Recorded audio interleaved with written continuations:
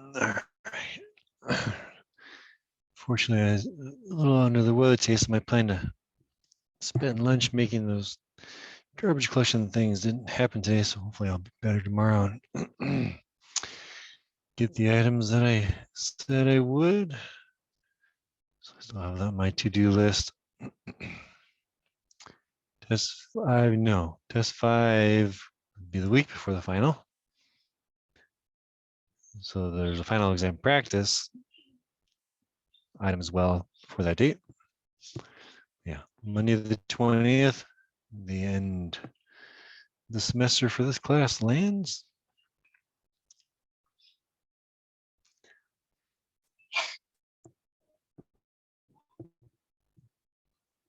All right, where were we?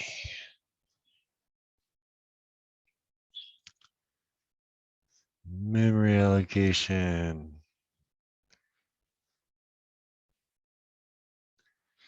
I think got through all of this. Were there any questions about our 3 strategies for which chunk of memory to use when a request comes in?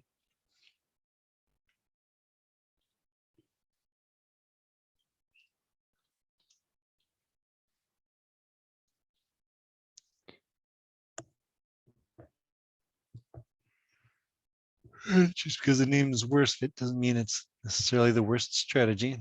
Each strategy has their merits. And like all things, you can mix and match different pieces as we go along. Let me see, let me freeze the share for a second, make sure I haven't forgotten anything for test 5. Let's see.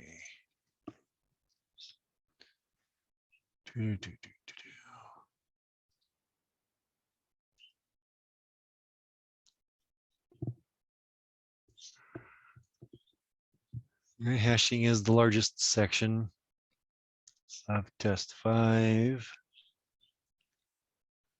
And locality reference, we hit that. Garbage collection, we hit that.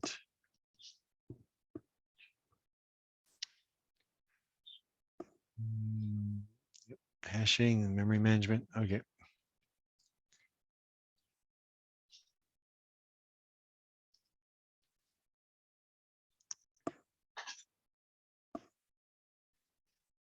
People are still passed out from all that tryptophan. Only half the class is here tonight. Anyways, all right, well, carrying forward.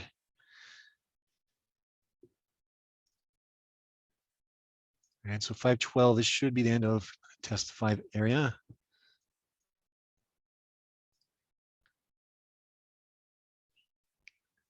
Last section would be only on the final.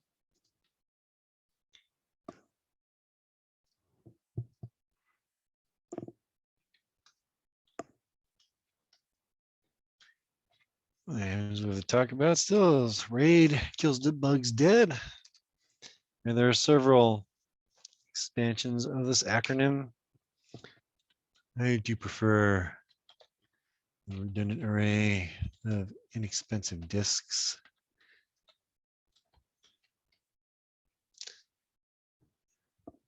One of them is independent disks, but they're certainly not independent anyways. This is a disk storage system. In type, we'll use multiple drives, preferably the same specs.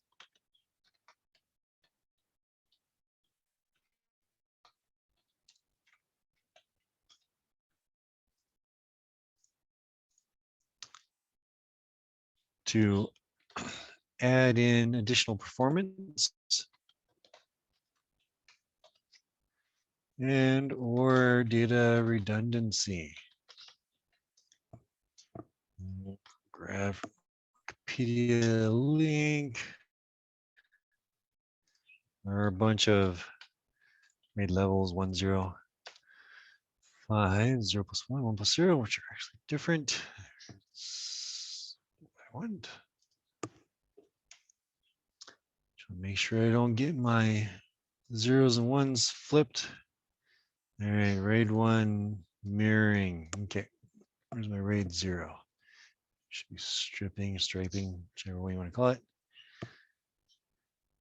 Yeah, independent. That's totally strange way of labeling it. Anyways, here we are, RAID 0. We're going to take our data and split it apart. RAID 0. So the idea here, we want to have at least 2 disks.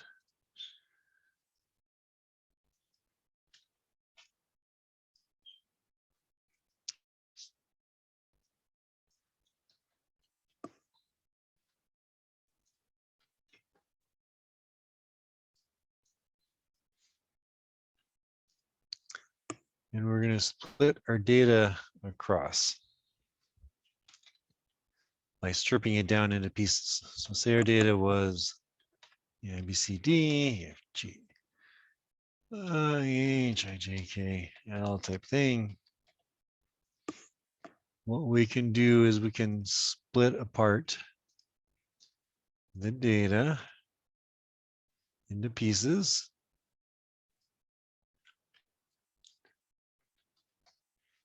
So we're doing 4 letters at a time. And we'll split the data across the various drives that are in the array.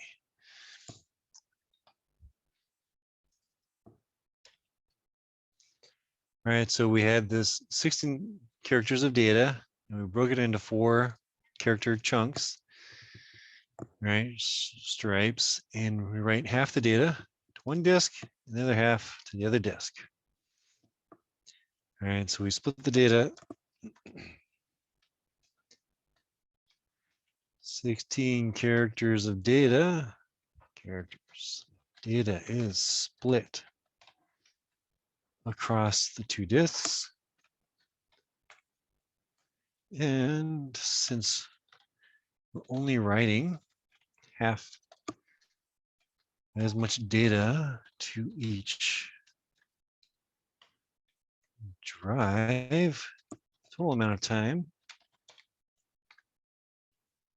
to write the data will decrease. Right? Because like,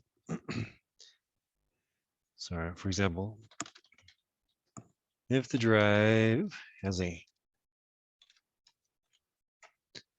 10 megabit per second write speed,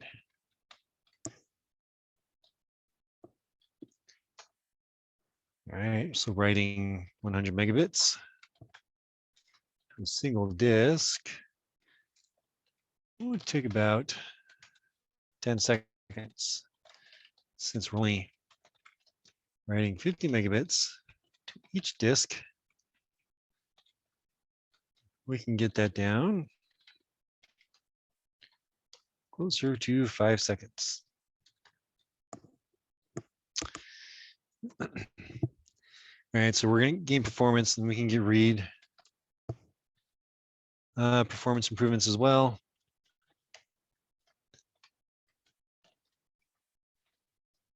It's going to depend. It depends on the hardware or software controller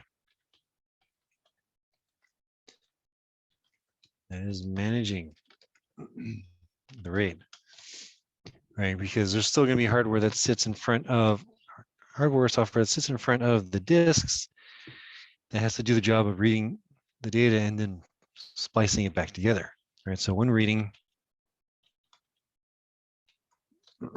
strips of data,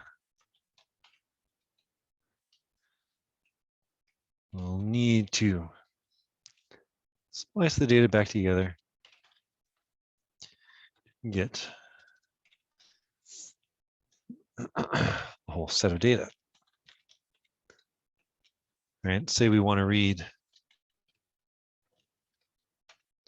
100 bytes. Some of those bytes are on one disk and some are on another.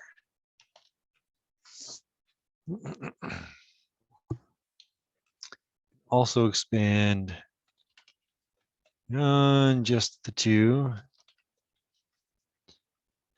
disks and further gain additional performance. And there is a drawback.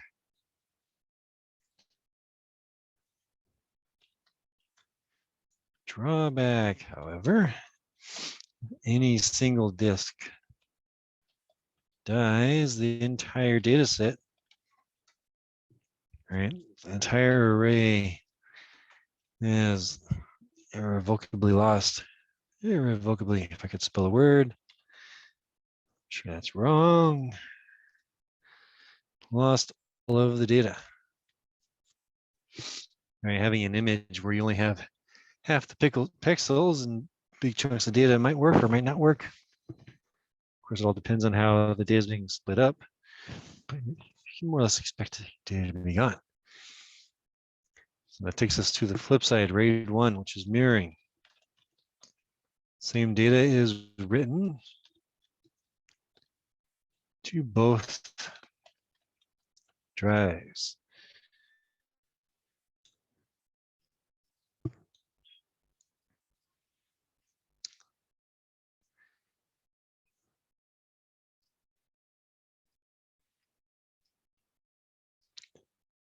All right, so we have all the same data written here, and then just do the same thing to both drives.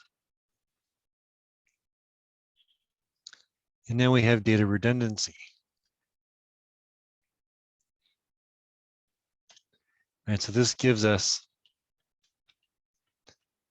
data redundancy to start.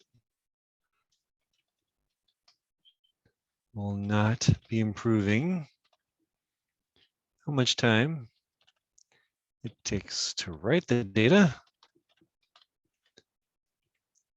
the amount of concurrent reads,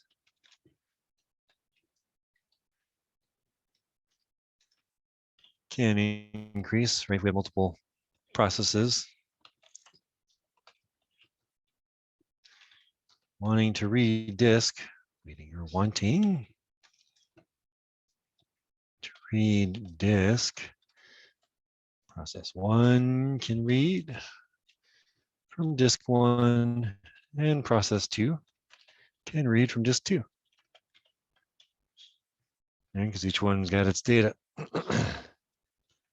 If either disk dies, we'll have no data loss,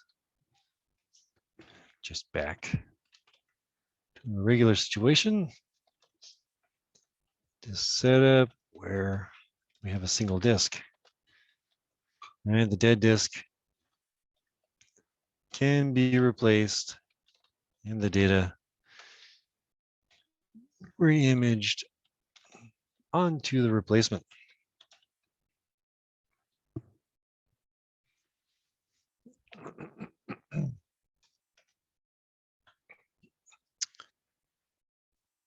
Let's see, make sure we got my number right. Should be RAID 5, should be parity. So let's jump to that one. Stripping parity, okay. Click the right page. RAID 5, stripping the data and setting a parity drive. Parity, usually even, is a data integrity check.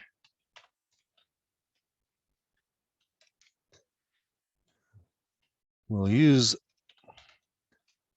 parity to give us some data redundancy. All right, so let's just do some parity examples before we flush this out. All right, so we'll establish a number of data bits, and for those data bits, We'll calculate parity bit that matches up with those data bits. All right, to get even parity,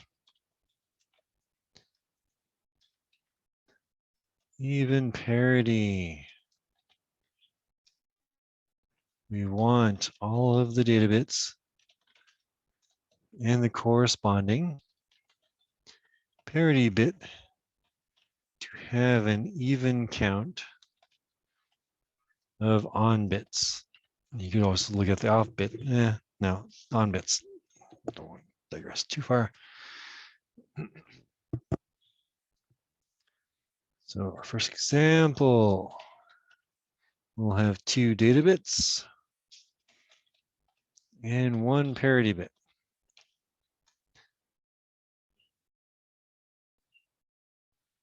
And all right, so 0, data 1, and parity. And there are 4 possible combinations, and we have 2 bits for those data bits to be in.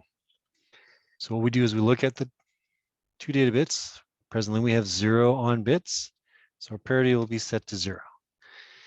When there's a single on bit, we will set the parity 1 to give us the total number of on bits to be even.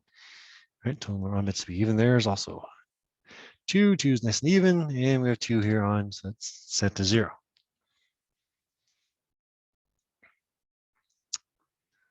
And basically the 2 bits, the same as our exclusive OR operation there.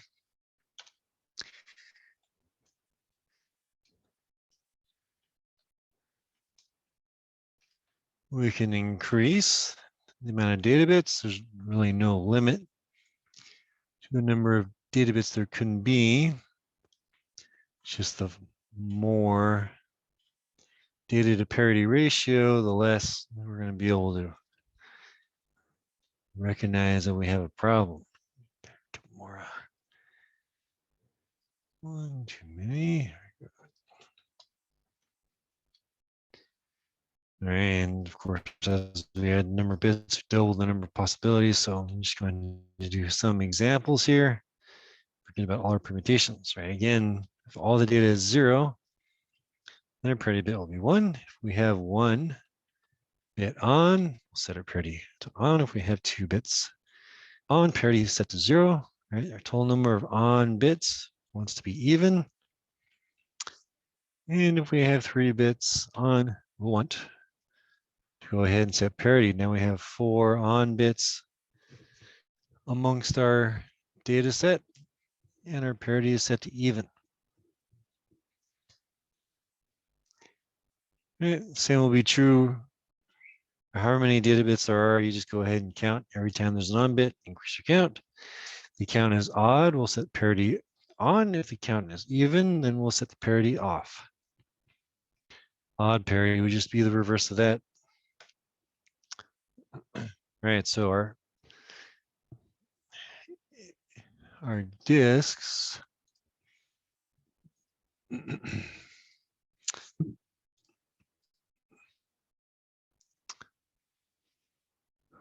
we'll need to go up in size, and we'll change our data here to 0s and 1s.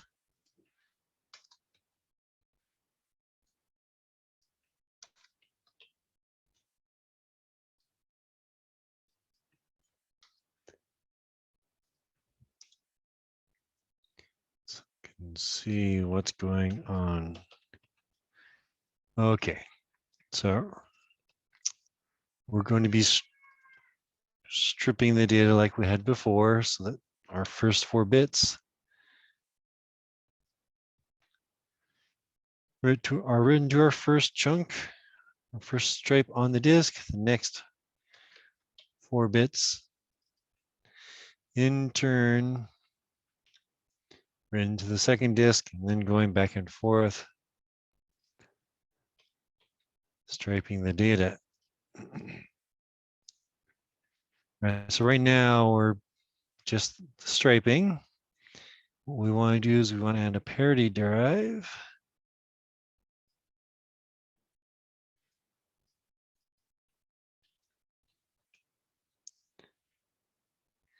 Whose job is to set these corresponding bits based off the matching data set. All right, so here we have 0, 0, 0, 0, and here we have 0, 1, 0, 1. All right, so the first bit in those two sets are both 0, so they're parity to 0.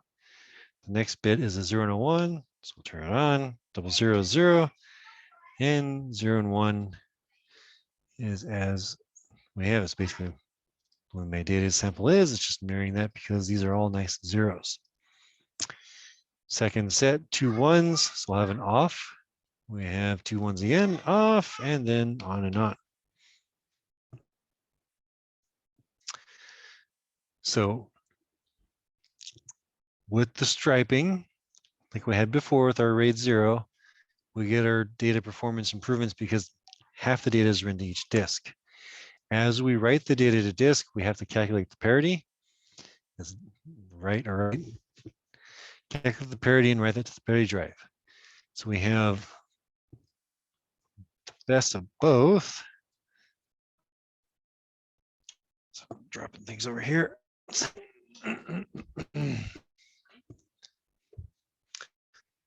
Okay, so I have it striping,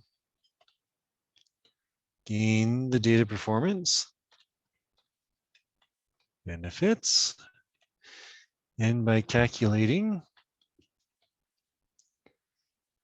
a parity on that data, we also have data integrity. If any of these 3 disks dies, the data is still available, right? Okay, so for example, let's say disk 2 dies. Data disk 2 dies. We can reconstruct the data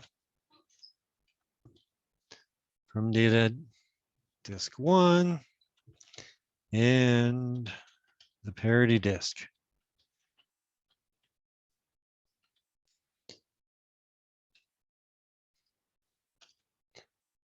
All right, so we'll go in there, we'll kill, all right, kill the data. The disk dies, take it out, install a new disk, format and rebuild. So we need to rebuild the data. So we look at the chunks like we had before. We have a 0 and a 0. So that first bit's a 0, 0, 1 is a 1, 0, 0, 0, 1. And the others we have 1, 0. So we need a 1, 1, 0, we need a 1, 0, 0, 1, 0, 1. Right, which is the exact same data as we had before the data was killed. All right, so let's put our rebuild data.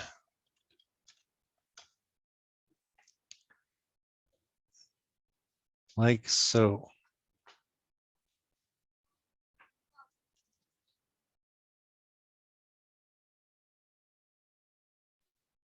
Does that sort of make sense? Any questions at the moment?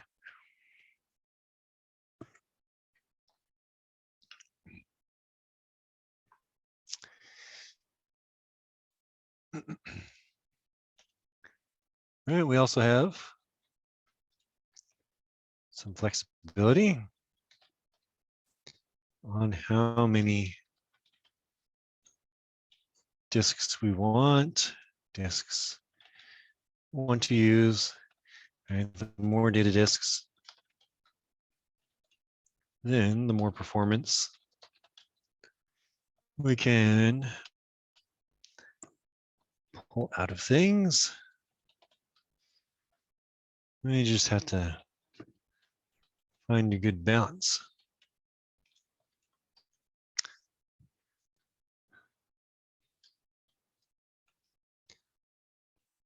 All right, RAID 0, 1 and RAID 10. All right, sometimes called RAID 10. I think RAID 10 is more common. That's what I had in my last system. I had 4 disks. And so the setup does require quite a few disks where we have both striping and mirrors, or vice versa.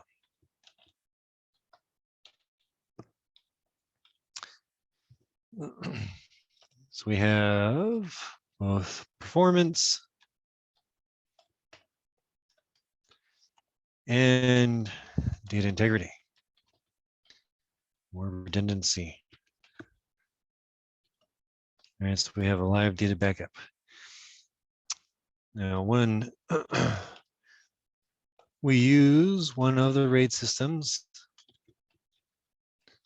that includes data integrity as a part of its scheme, we're trading away capacity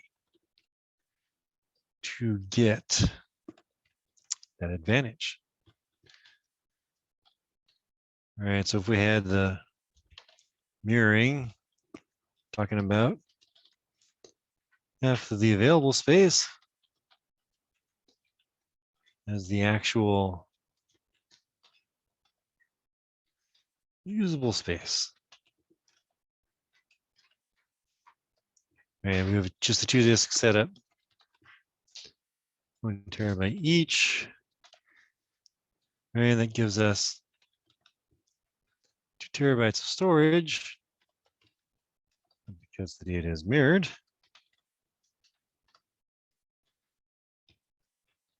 You can only store 1 TB of data. Parity would also be consuming from the total available space. All right, if we have 3 1 terabyte drives, 2 for data, and 1 for parity, we have 2 terabytes of usable space, right? Because that redundancy comes at a cost of the bits on the system for where we're storing that data.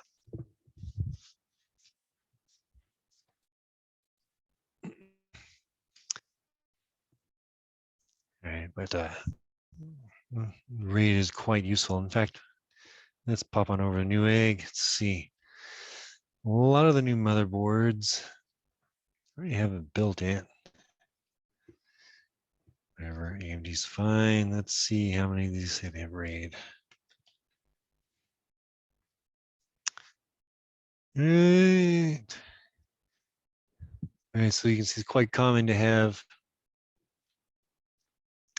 0 1 0 plus 1. Okay, let's go 0 plus 1. Let's see what we have. Let's go for one that's not insanely expensive. All right, so you can see we have quite a few SATA ports over here, and this little purple pink section, whatever color it is, fuchsia. Anyways, all right, so we have multiple disks that we can connect to the board, and it's already built into the motherboard, so you can go ahead and have all that fun data redundancy. All right, so probably 10 years ago, you actually had to add a card that did that for you, but it's very common practice to have motherboards have that built into the system.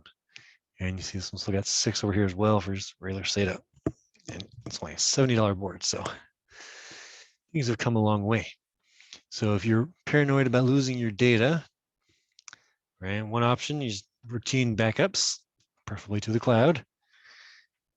Not always the best strategy to store your backups on premises or on site because, if the earthquake destroys the building where the servers are, and the backups are there, then, kind of all your data is gone. So remote storage is the best approach for data that you can't just re-download, right? You don't need to back up your operating system. It's just a matter of downloading it.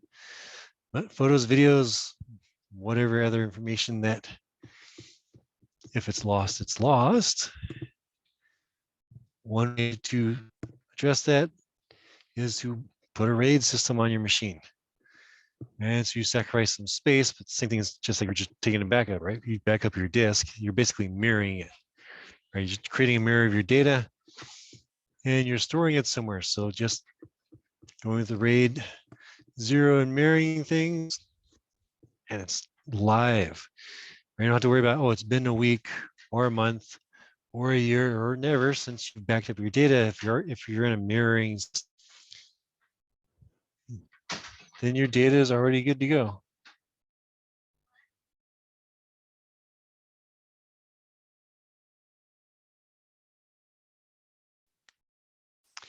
Right, so if any of you are of the mindset of building your own machines, pay attention to that fun stuff, because it's quite useful. My last system actually had a drive die and boot up. It's like, hey, did you know one of your drives is dead? I'm like, oh, okay. And I used the system for a month or two before I got around to actually replacing the drive.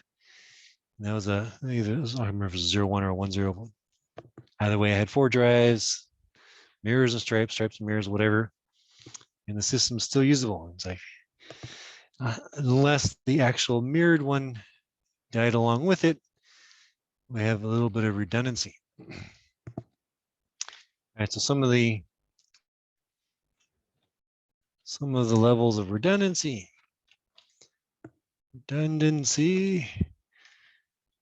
Where the amount of drive failure that it supports varies from RAID scheme to RAID scheme. If you go to RAID 6, which we're not going to cover, it's just, I think it's got 2 parity. About a double, it's 2 parity drives. So that gives you up to 2 failed drives before you are in a, there goes all my data situation. All right, so when I have the mirrors and stripes, I could lose both mirrors. So I could lose up to 2 drives and still be good. I'd just be down to a RAID 0 or a RAID 1, depending on which drives failed, and still have a usable system. But there is the risk if the clone died as opposed to the opposite one, then, just how much of a scheme you have. RAID scheme to scheme. Anyways, parity is the item of particular importance for this section, because we're going to be using parity in a bunch of other patterns as well.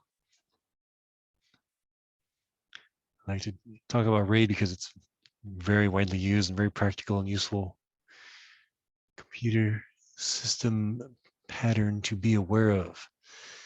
All right, let's see.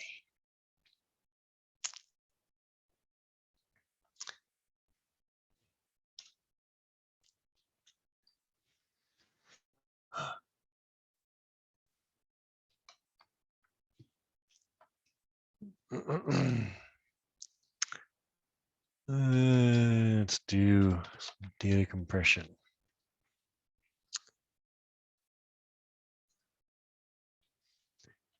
All right, data compression comes in 2 styles. We have lossless compression and lossy compression.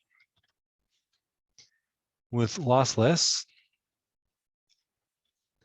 the original unencoded data, uncompressed, compressed data can be fully restored to its original state. lossy compression, we don't have access to the original set of bits. However, the compressed form is sufficiently close enough to the original data that we're okay with some of the data loss. All right, so let's see. What's the Google Doodle for today? Let's switch that to images, and let's grab random image. Let's see, what is our format already? JPG. All right, so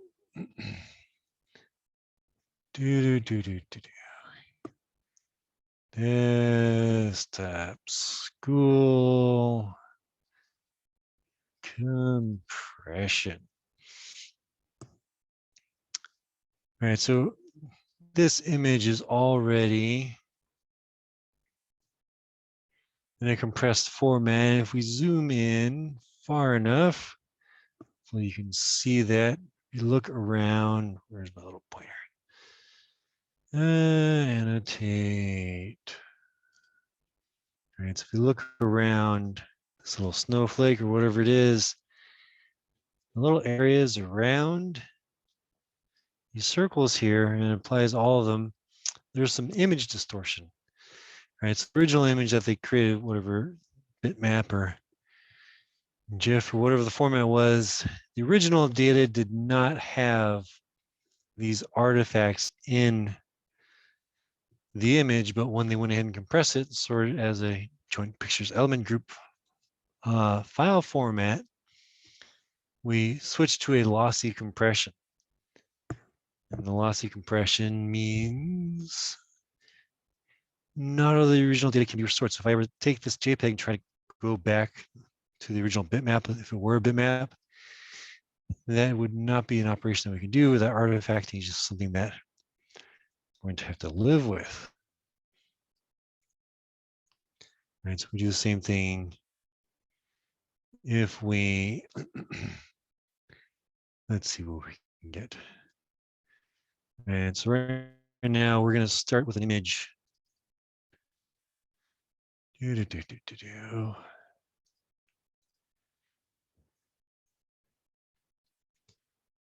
fact, let's go ahead and grab a nice palette.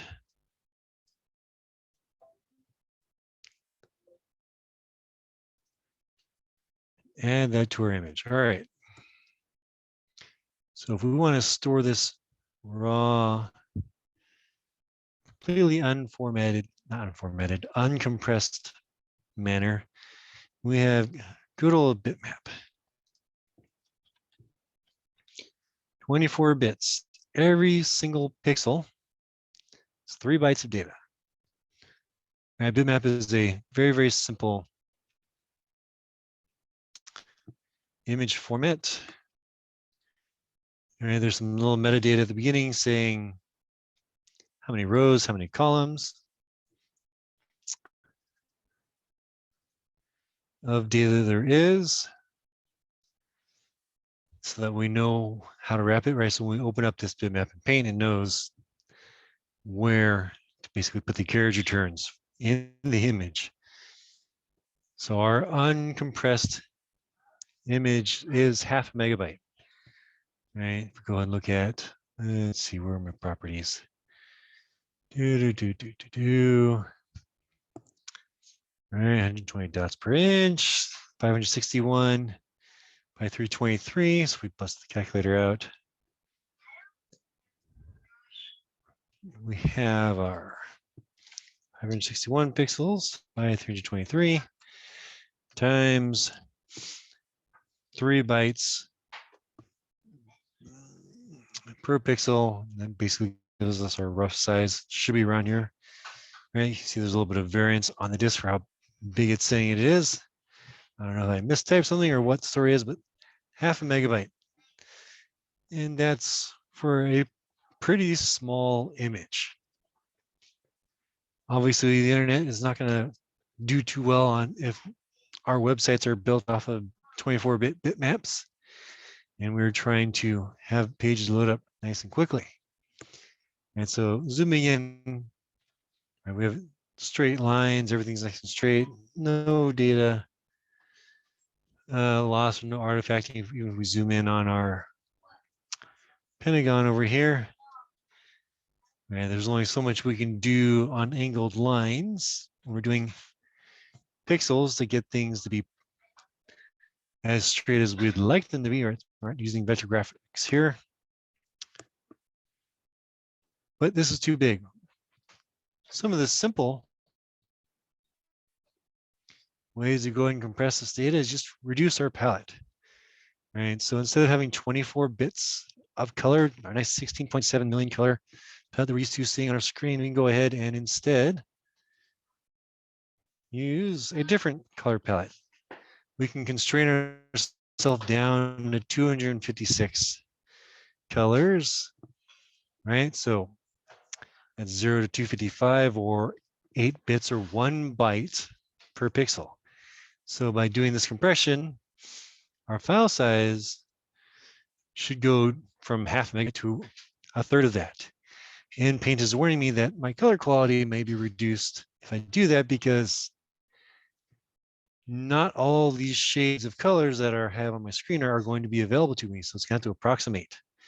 So you can see that the image has changed quite a bit. Right? The fact that this was a color palette is still more or less recognizable, but the full gamut of data that is our data file has been shrunken away a little bit, right? So we're down to 180 kilobytes roughly. Let's go back to our original,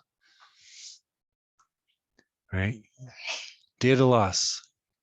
At some point, data loss becomes a bit too much, and we're not going to be able to recognize what we started off with, but we have a couple options, right? 16 color. It's going to do the same thing. That's going to take all our shades of blue and match it up, get close. We have a little brown going in here, and this section is getting larger for whatever reason. Anyways, the Pentagon has been surviving fairly well because it's already had colors that were part of that 16 color and 256 color palette. So nothing actually had to be done to that data. But the data over here, we have some serious lossy compression going on, but our compression rate is improving big time. We're down to 90 kilobytes. And of course, we go all the way to the full extreme with our simple color scheme, all the way down to monochrome. 1 bit per pixel.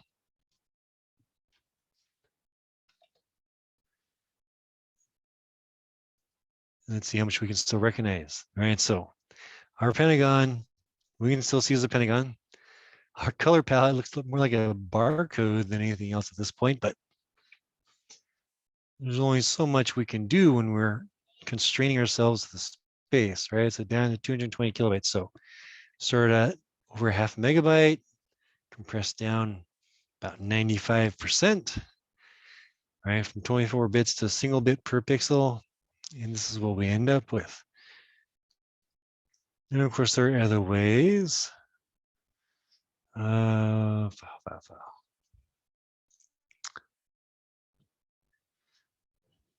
ways we can go ahead and compress this data by saving it as JPEG, like we saw earlier. And going down to JPEG, you can see a little bit of the artifacting like we had earlier here over on the Pentagon. Right here in the gray section, or whatever color this is, inside the border, all of a sudden we have these little artifacts that weren't there before. And let me actually get another paint going. We can compare. Let's see, 24 bits.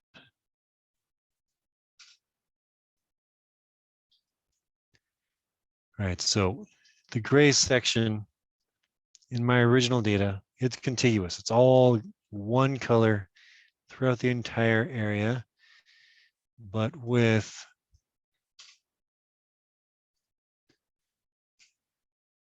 our JPEG, we can see in here artifacts of data that wasn't there before, introduced into the way that the data is encoded. And the different ways that we can store the data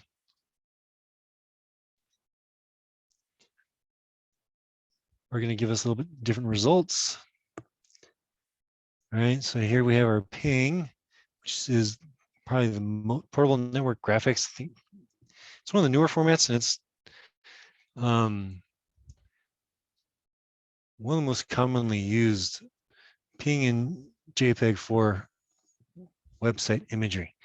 Does a pretty good job. As you can see here, going just to the ping format, we don't have all that fun artifacting. And my color palette is still in pretty good shape. Of course, the image I selected was pretty regular in the data set, so it does have some advantages there that might be pushing it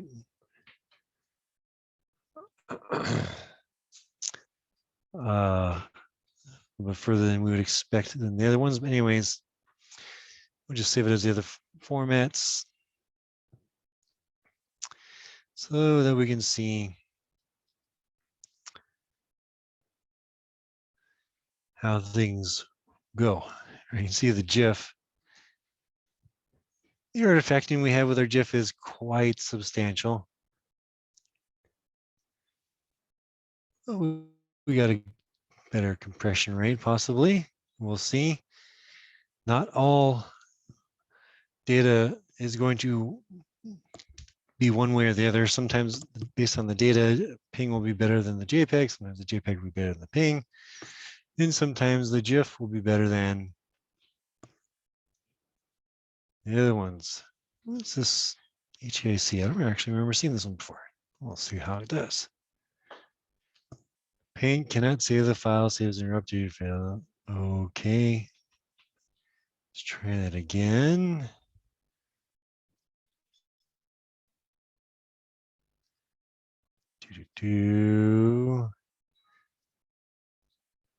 Well, apparently it's no good. So we'll just go ahead and go our last one we had there. Is that showing here? TIFF. I don't think TIFFs are used quite often, but we'll get our various compression rates. Let's see. All right, so here, try and zoom in on that or not.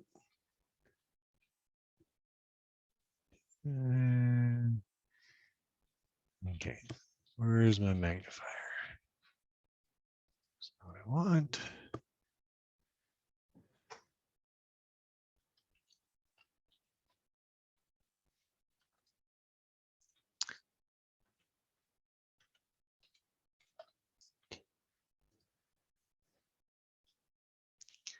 All right, hopefully you can still see the screen. Not sure if the magnify is working across. Anyways, our original data, 0.5 megabyte. And looks like ping is going to be the winner for today. At our compression rate, it's even better than our monochrome. We did 1 bit per pixel. It has the smallest file size and it has the least amount of artifacting going on with the data.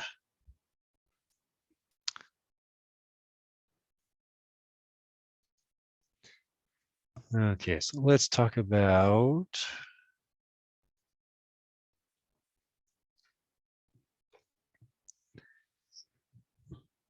how we can compress data. Right, so run length encoding.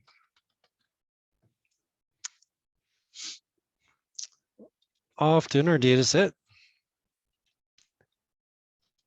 has repeated values inside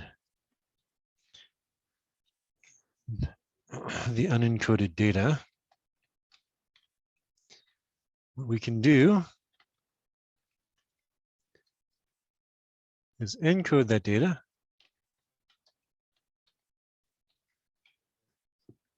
such that we look at the runs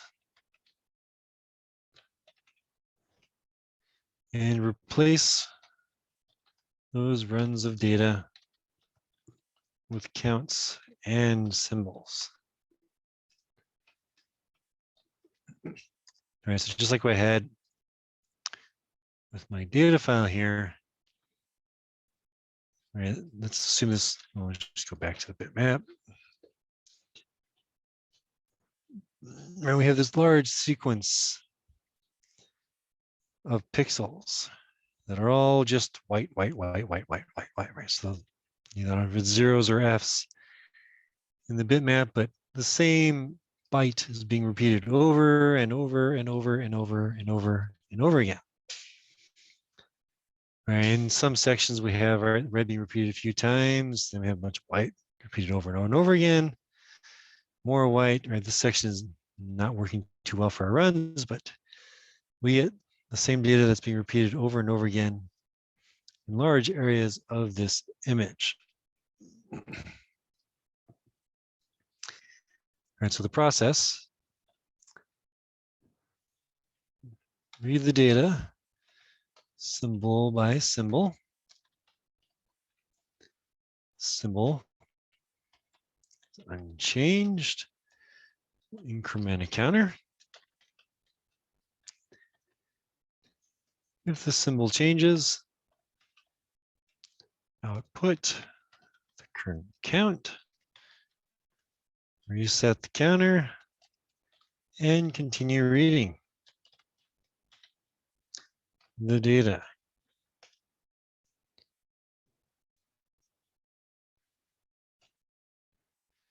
And so let's go ahead and look at our data as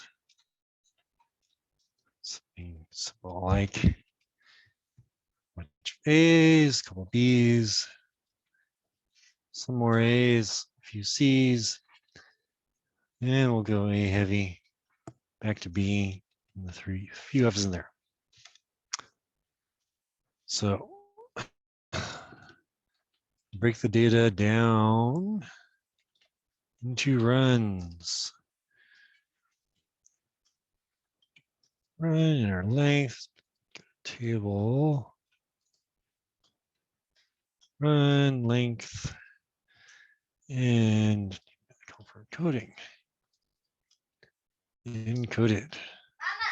So our first run, 5 A's, and we'll encode that as 5A. And we had 2 B's. That gets encoded as 2 B's. 2, 3, 4, 5, 6, 7, 8, 9, 10, 11 A's. And that gets encoded as 11A. All right, same story, keep on going. Read the run by counting. 2, 4, 6, 8. Looks like 10 if my counting's working. Seems to match up. 5 B's, so on and so forth. Until we get to the end of our data. It's like 6 F's. All right, so our encoded data would be just all of that encoded column, 5A, 2B, 11A, 3A, 10A, 10A, 5B, and 6F. 3C, thank you.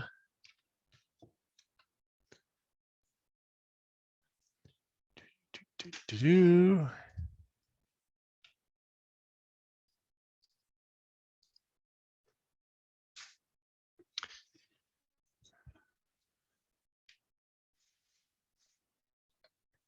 So, how successful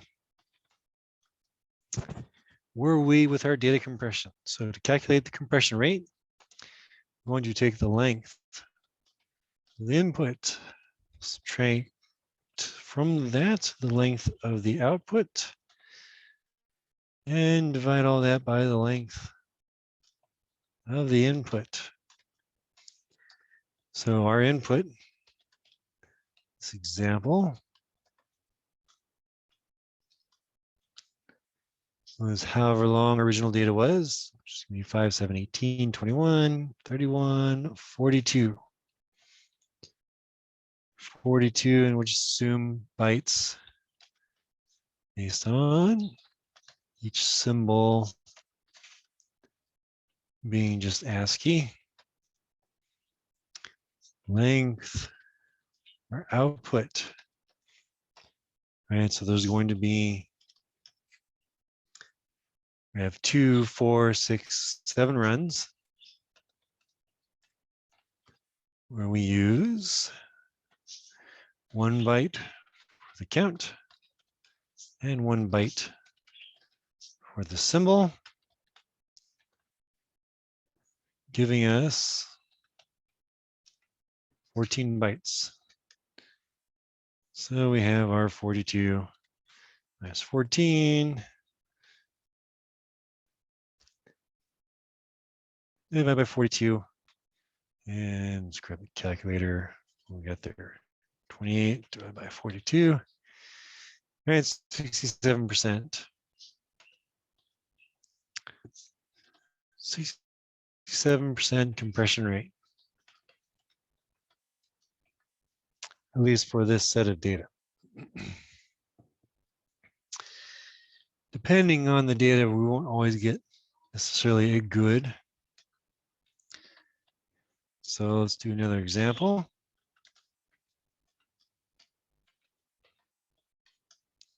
ABCD, DCBA, ABCD. Good enough. Well, the data will contain symbols. Right? So the symbol can be whatever it happens to be. Right, so just, right, because remember ASCII is a symbol table. Right, this is one of our standard symbol tables. Right, A is a symbol, aka character. It has a corresponding binary pattern that we would associate with it. So the numbers could be in the data as well. I just use letters and the examples that help keep the counts and the symbols separated. But yeah, numbers are perfectly valid values in the data. Remember, a character and a number are effectively the same thing, right? We have a 65 followed by a 66, followed by 67, by 68, and so on and so forth.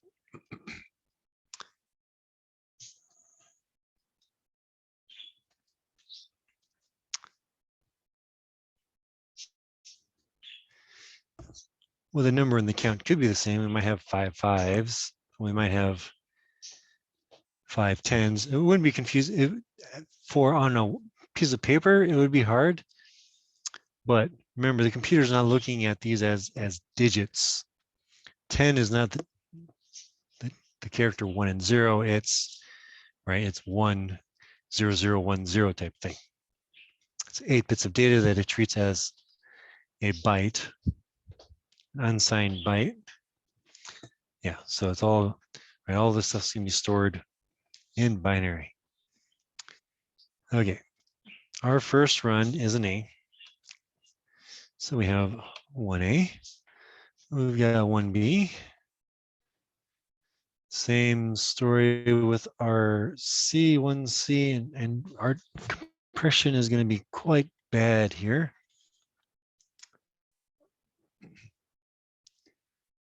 is actually going to be bigger in its compressed form than in its uncompressed form. 1b, and so on and so forth as we go along.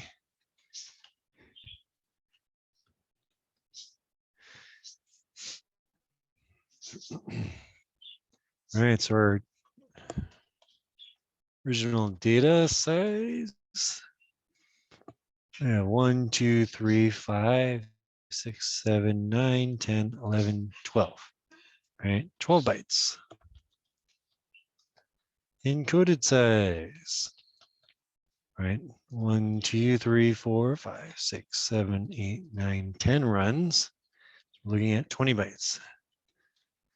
All right, so our compression rate,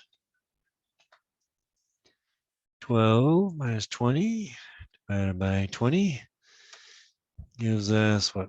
Negative 40%, if my math is working. Right, obviously negative compression rate isn't what we're going for, but things don't always work out the data that we want to compress, so a different strategy is going to be needed than this one. Oh yes, divided by 12. Thank you. So that means my 40% is not right. Bust the calculator out. And divided by 12, negative 67. And we went the exact opposite way. Yes, thank you for correcting my mistakes.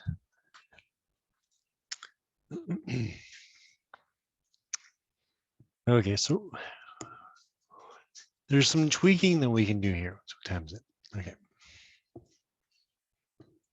We have some tweaking that we can do.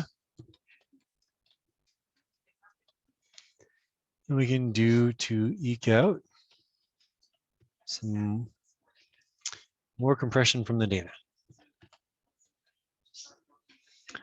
One of the ways we can do that, all right, so going back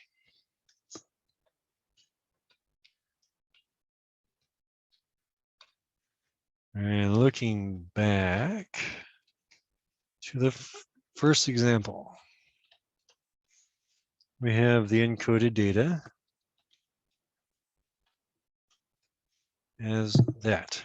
All right, so our run, 1 byte for the count, and 1 byte for the symbol. All right, so a 1 byte count gives us a range of 1 to 256 length runs. Right, 0 to 255 are the possible values, but a 0 symbol run is simply something that wouldn't exist in the data. There's nothing to encode if there's 0. So we can get as many as 256 repetitions of a single character byte using 1 byte. The longest run we actually have is 11. All right, so 11 in binary. Let's see, 128, 64, 32, 16, 8, 4, 2, and 1. Should be something along those lines. Let's double check. Make sure. And decimal 11, yeah, 1011 with 4 leading zeros. Our biggest number is wasting 4 bits of space. Right, the longest run, only using half of the bits of data. So instead of a run being a 1 byte count and a 1 byte symbol, we can collapse the 1 byte count down to 4 bits, at least with this sample.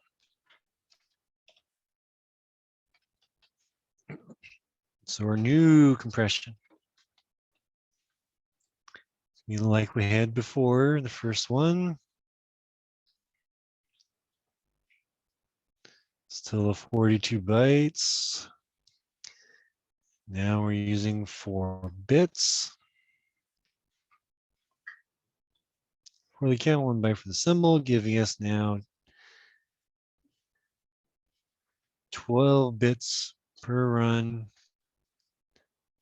for a total of 84 bits.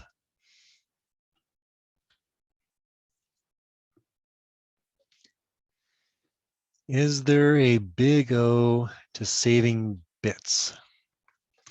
That's a good question.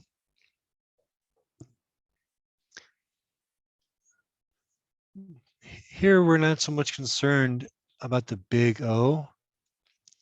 Our objective is generally compression rate. All right, so the basic strategy, let me finish right here, then I'll get to that. So we have 42 bytes. I'll use a calculator again because 82 times 8 now. Okay, keyboard just does not want to work with me today. Times 8, 336 bits. 36 minus 84 divided by 336. Minus 84 divided by, I'm going to switch. 2 divided by 36. We got up to 75%.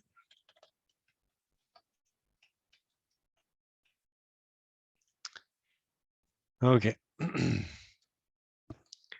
So why are we compressing data? There is a cost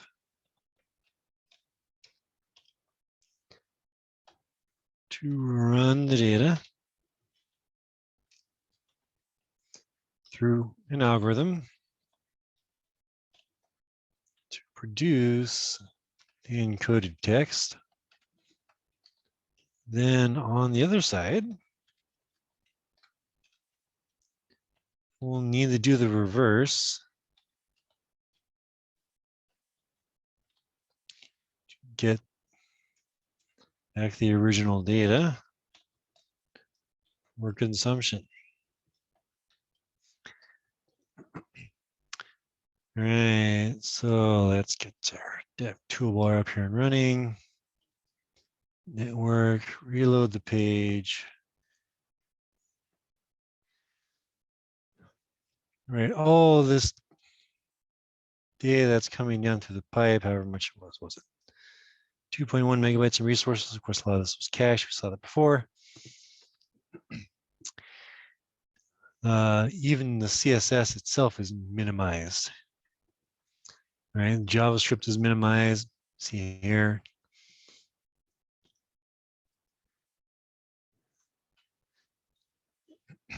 Right, here's a JavaScript that happens to be on this particular page that I happen to open up. And this has gone through multiple compressions. One of the compressions was to do the minimal form, where variable names get basically smashed down to single characters. Right, not exactly human readable, but the computer doesn't care if this is called elephant and table or E and T. Right, so the original version of this one would be, in fact, I could probably just grab it by getting rid of the min here. Let's see. Nope, they've got it somewhere else. Oh well. All right, so kills the white space because the white space isn't needed for the most part.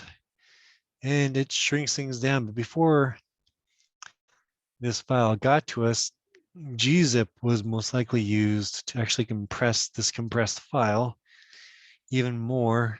And then it's sent over the wire. And then on the client side, my browser went ahead and decompressed.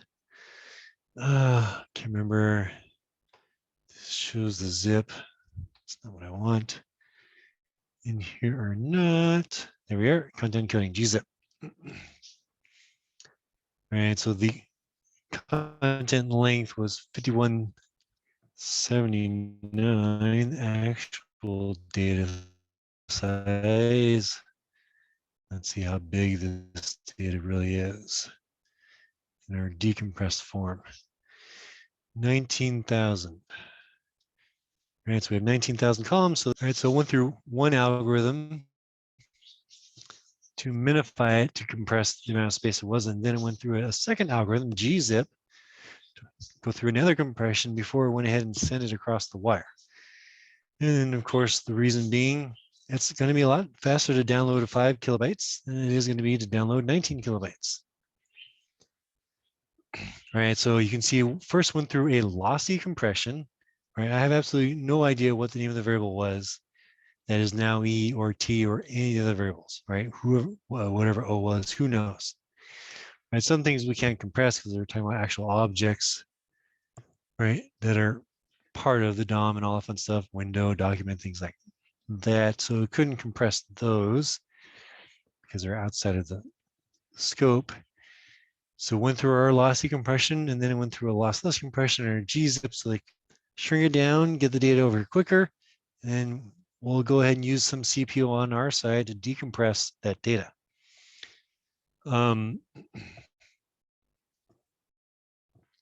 So for all of our compression algorithms, we won't really be using the big O notation to look at the algorithms to compare them, because usually it's not which algorithm has slower growth rate, it's which algorithm does the better job at its job, and that to be the best compression rate for what we're trying to do.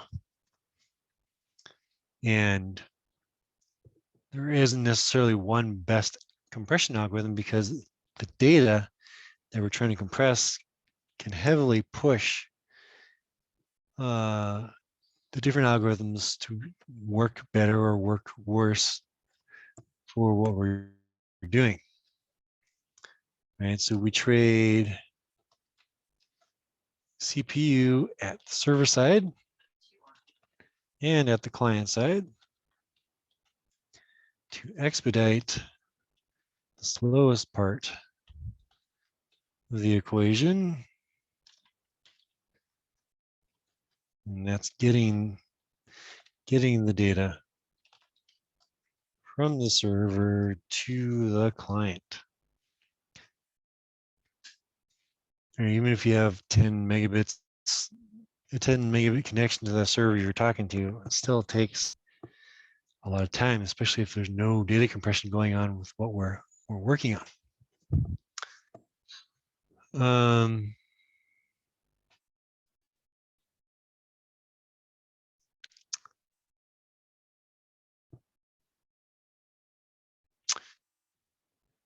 That's a good place to go ahead and pause for breaks. Let's go ahead and take a break for 5 minutes. 5 minutes, and then we'll continue on.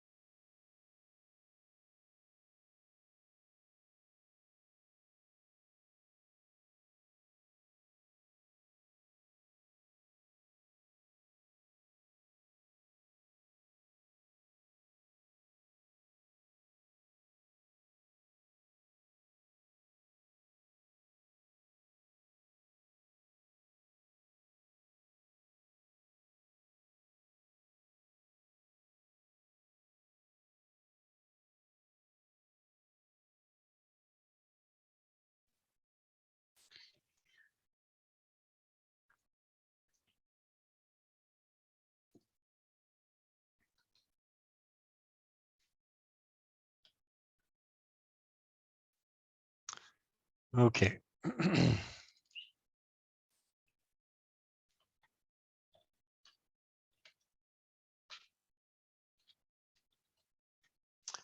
Just like we were shrinking down the number of bits we're doing for the count, the run length encoding, the other side we can look at trying to improving our data compression is the symbol usage.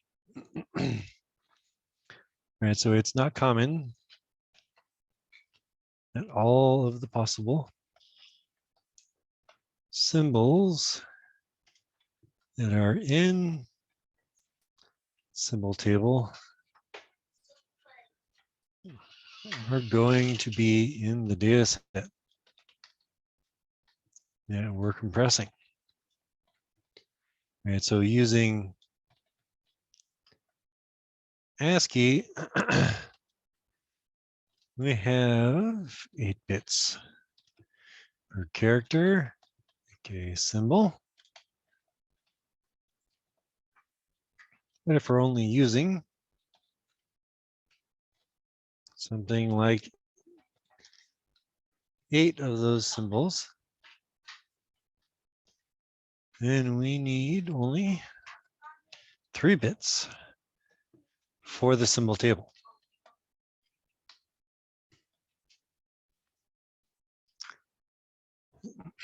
All right, so ASCII is a fixed length symbol table.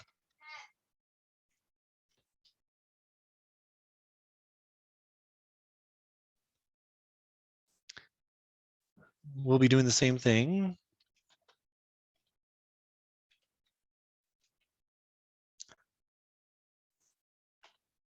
by grabbing those 8 symbols that are in use and assigning values 0 through 7 to those symbols.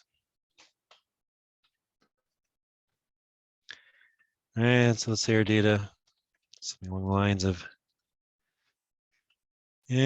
C. Let's see, we're going to get to 8. What's the 8th letter? A, B, C, D, E, F, G, H, H. Should have known that since F is the 6th one. Okay, N, G, H, A, B, B. Sounds good.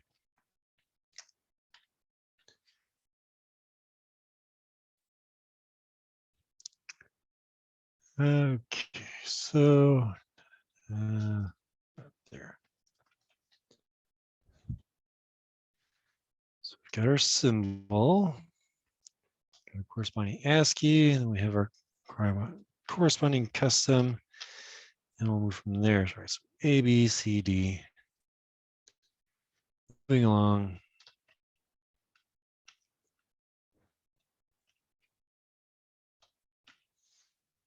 All right, so our ASCII is 128, 64. And 1 for A, and more of the same. The other letters, 1, 0, whatever. Right, ASCII just has a serialized pattern to it. And we'll be doing the same thing here. So 0, 0, 1, going along the ways through our data.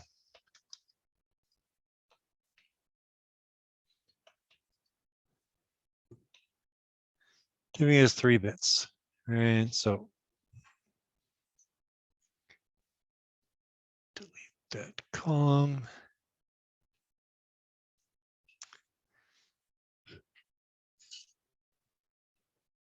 So our encoding, would I bring this to the test? Yeah, this could be on the final. Encoding, read a symbol.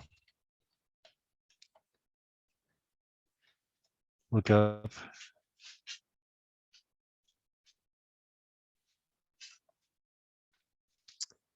Look up code word for that symbol. and then output that code word to the encoded file or data stream.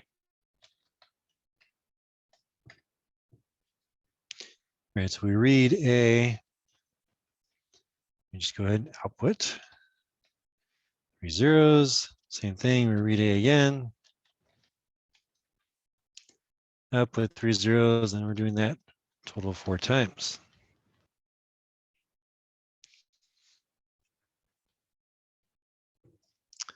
Read B, and we output the 1.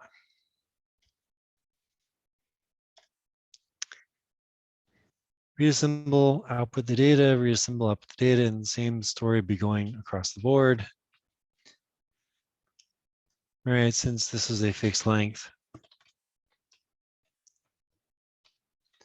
placement, we'll have 62.5% compression rate.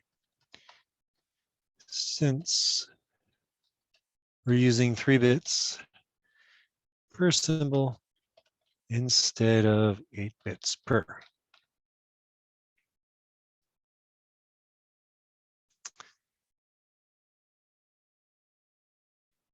B, I'm guessing B isn't 01001 because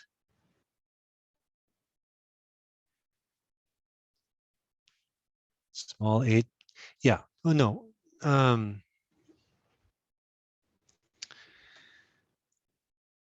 Small a, so little a would be turning that bit on, where you add 32 to it. Or 65 to 97, exactly 32 apart, and that by design, because there's just 1 bit difference. Just this 3rd bit in a letter makes it go from uppercase to lowercase.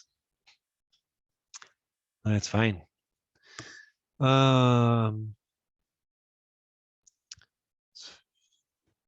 Grammar will have a 16.5% compression rate.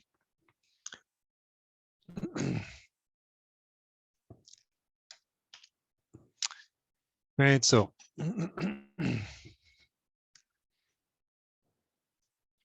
our run length encoding should also make use of this pattern. And we'll have even more compression from that data.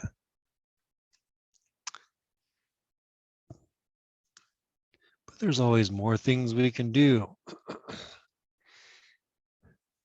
There's something called Huffman codes. So this approach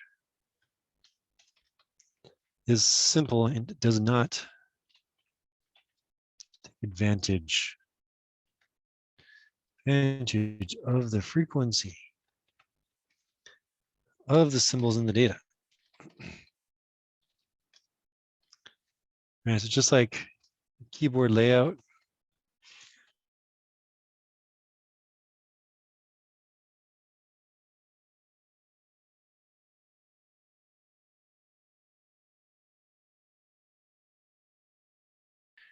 we're in the home key, right? The home row, home key row, whatever it's called.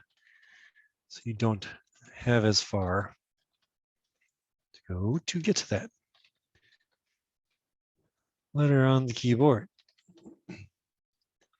We can take a similar approach and look at how often symbols are used in the data set, and then craft code words that can take advantage of that.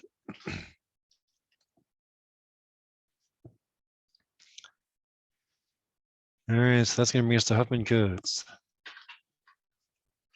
Huffman codes will take this approach. I'm going to go ahead and create a new code file for that.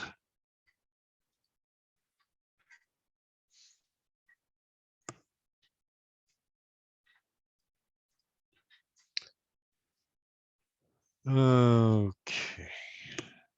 6.3 Huffman codes. Oops. Forget to change my font. All right, Huffman codes. There are several characteristics here that we're going to be making use of.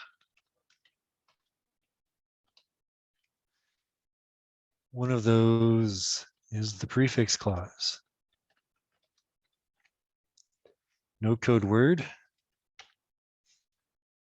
is a prefix of any other code word. This enables us to not have to do any look ahead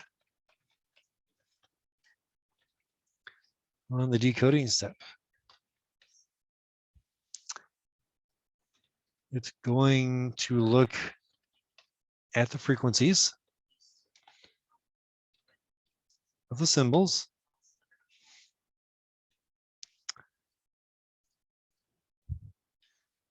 Those symbols that occur most often should have shorter code words than symbols that occur less often. Grab link for you.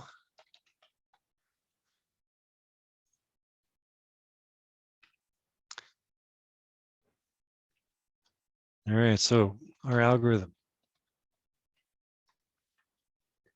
for each, I guess I should put this title. All right, so for each symbol, turn that symbol into a tree along with its frequency.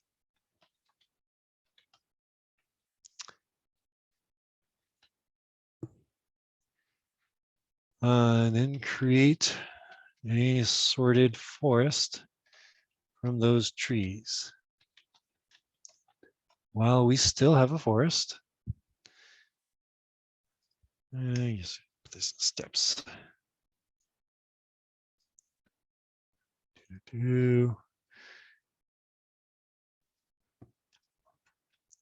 While we still have a forest, combine two trees have the smallest frequency.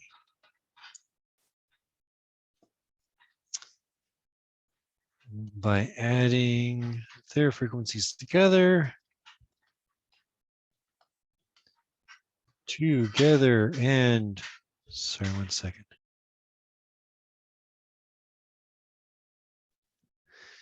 Together and reinserting larger tree back into the forest. All right, so let's see that in action. We'll start with 4 nodes. Table. Okay. So for a symbol, frequency, the code word that we're going to build for that, and what its footprint is going to end up being. So say we'll just go ahead and do ABCD, where A has 100 occurrences, B has 21, C has 37, and D has 8.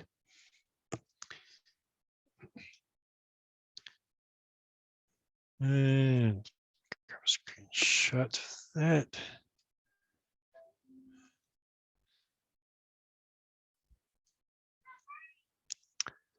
And let's draw some trees.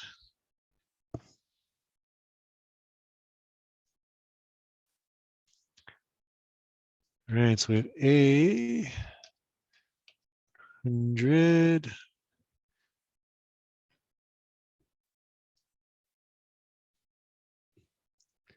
B, C, and D.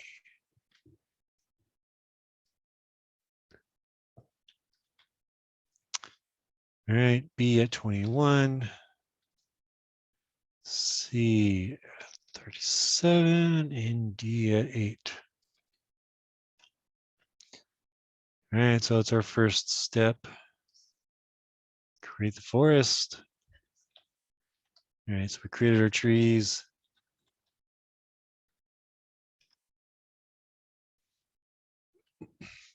Next step. Sort the trees.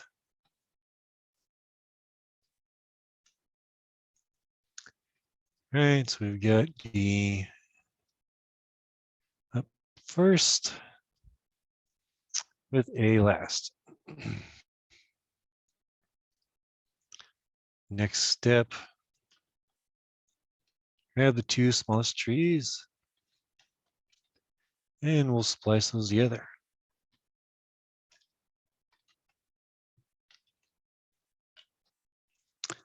All right, so D and B are going to be spliced together, creating a DB node, which has a frequency of 29, and we can just attach.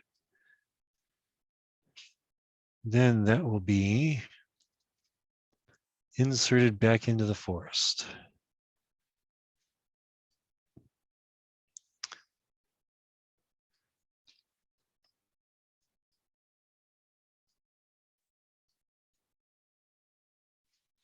All right, so we had 4 trees.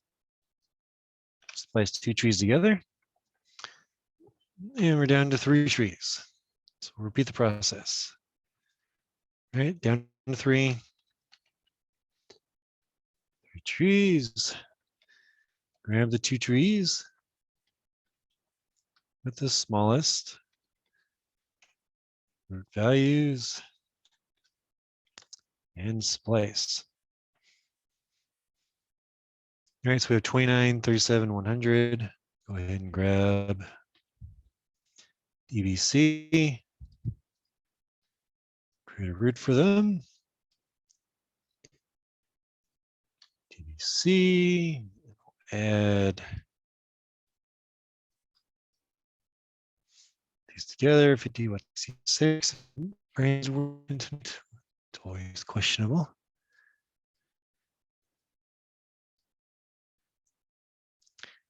The order is based off of the child's. All right, so D's on the left, so D shows up first. B's on the right, so B shows up second. Same thing here, C is to the right because that's the order in which the letters are in the subtrees.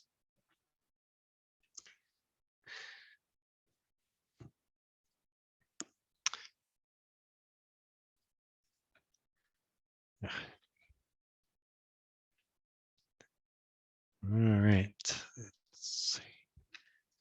Trying not to kill my data here.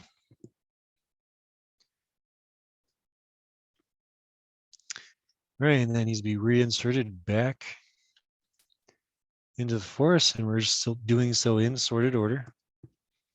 Since these trees were quite small, A is last up. And we'll go ahead and splice together. DBC, and then A, for total 166.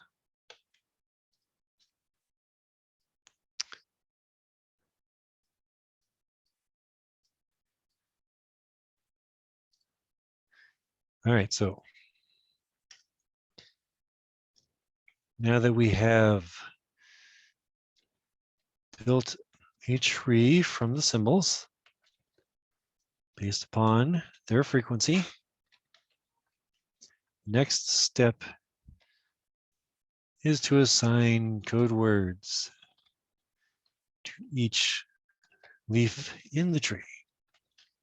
This is done by assigning 0 to left branches and 1 to right branches. Then we build the path.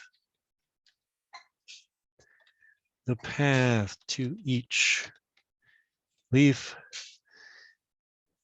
to establish code words.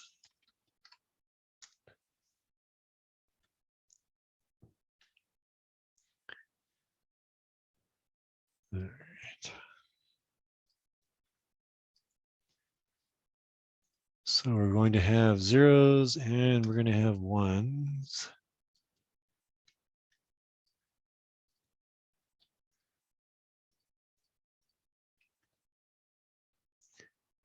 Left sides are zeros.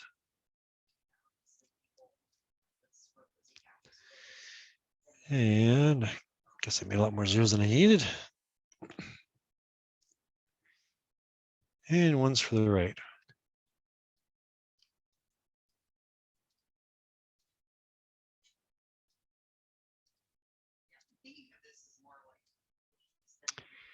All right, so the path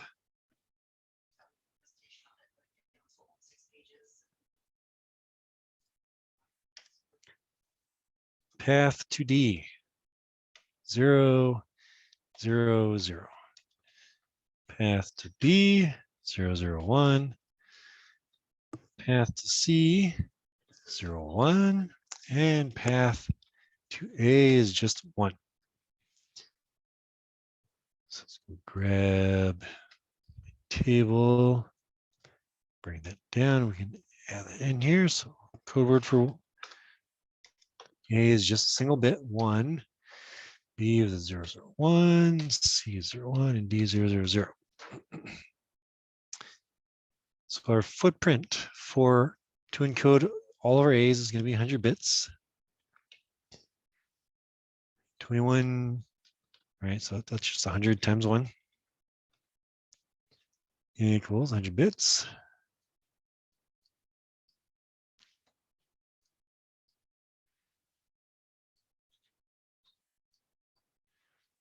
"21 occurrences of B times 3 bits per gives us 63 bits. 37 occurrences of C times 2 bits per gives us 74 bits. And then 8 occurrences times 3 gives us 24 bits. So our unencoded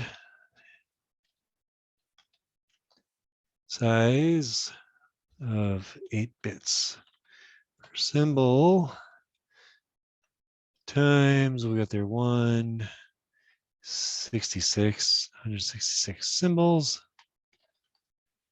or whatever that is in bits. Second, 16 times 8, 1328 bits. Encoded total size is 100 plus 63 plus 74 plus 24 bits.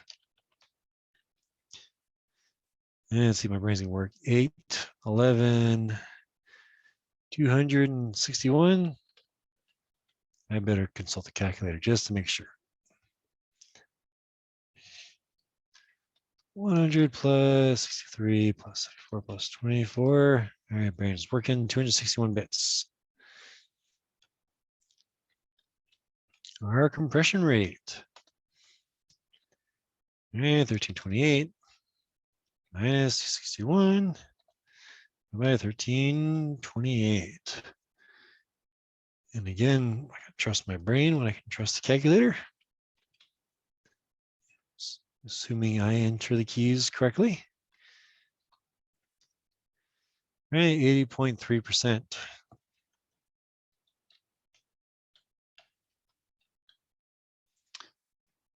All right, so going back to this table, right? Here's our given. That's our given information. These are the symbols in play for the data set. This is how often they occur in the data. Since A was of the heaviest usage by far, more than everyone else put together, we managed to build a single digit code word for that. And since it occurs 100 times, we're getting significant compression out of that value. And on the other side, we had D that wasn't used very often, so we gave it one of the longer code words, just like we had with B, second least often. And that had a footprint of 24 bits and 63 bits at the 3 bits per, okay, 3 bits per code word. Okay, so now we have our code words. Same process as with the other custom symbol tables. You read the unencoded data, look up the code word for each symbol as we read the data, and write that code word to the stream. So for example,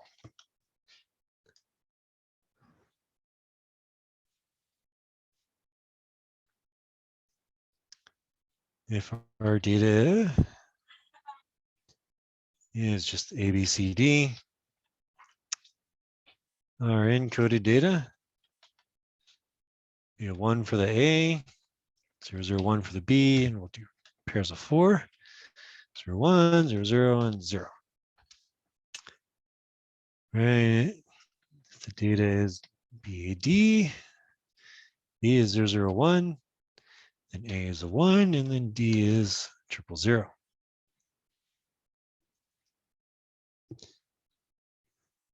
Cab, same idea, 0, 1, just look up the data, and 0, 1.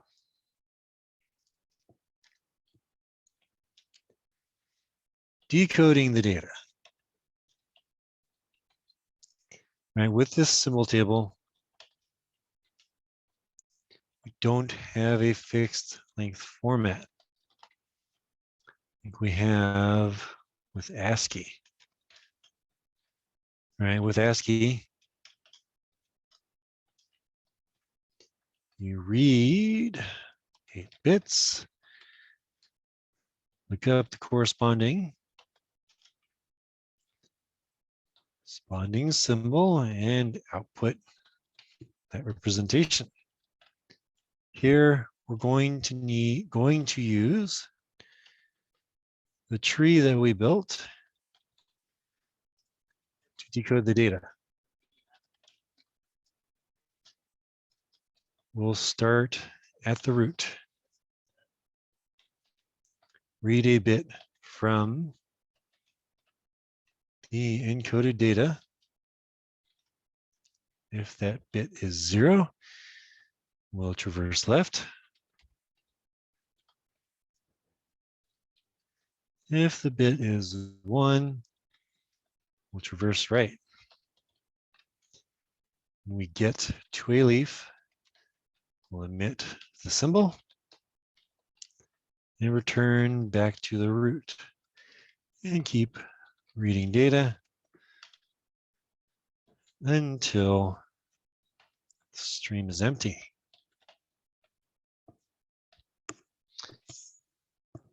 Okay, let's go get our tree. Let's shrink it down a little bit. Right, and we'll go ahead and do our ABCD. So we're encoded. Encoded data was 1 much 0 is exactly 0. So we start at the root, we read a 1. That takes us to an A, so we'll go ahead and output an A for that first one. And we'll reset back to the root. We read a 0, so we go left. All right, read a 0, go left, then a leaf, read a 1, and we have a B, and we can go ahead and emit that and reset back to the root. Where the reset? There you are. Reset back to the root where we read a 0. So we go left. We read a 1, go right. Found a symbol. So go ahead and omit that. Reset back to the root. Read a 0. Go left, read a 0. Go left, and lastly, read.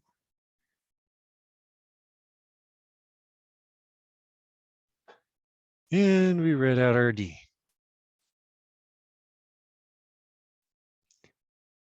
That's an ugly looking C. Let me see, fix that a little bit. A, B, C, D.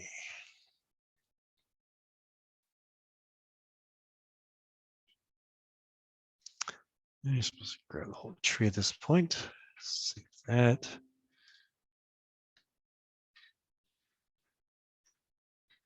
Okay, let's try that again.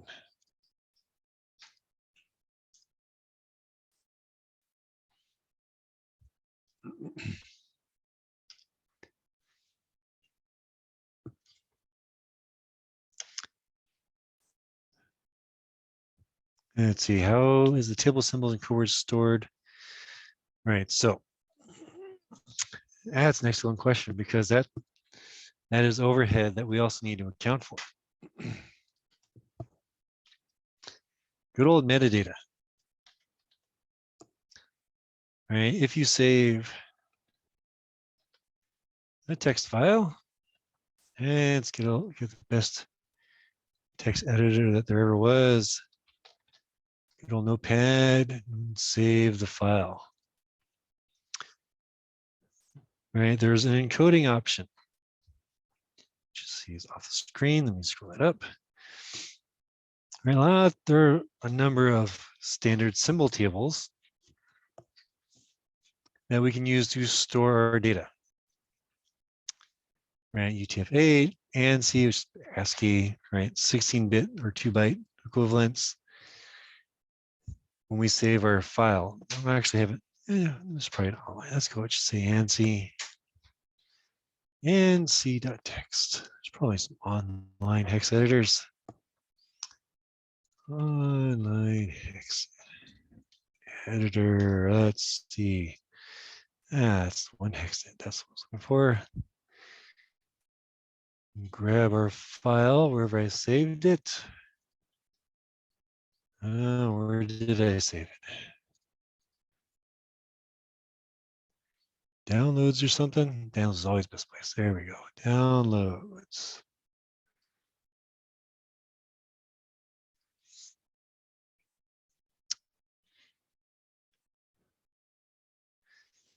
All right, so file name, file size, it's got information here. Let's see, where's it say, where does it show the header? Does it show me the header? All right, so that's showing me that the payload, it shows us the actual data that we stored into the file. All right, but somewhere in the file, it needs to say what the file format is, and apparently this doesn't show it, or at least I don't remember where it shows it. Right, it needs to be stored within the metadata. So when we're doing custom, right, metadata describes format of the data. Is it ASCII, Unicode, etc. So with our custom tables, that information also needs to be stored. We may need to store the entire table as metadata in the header or some other means. such that we know how the data is encoded. Right. So, you know, other ways we do it, file extension. Right. If we're saving to file,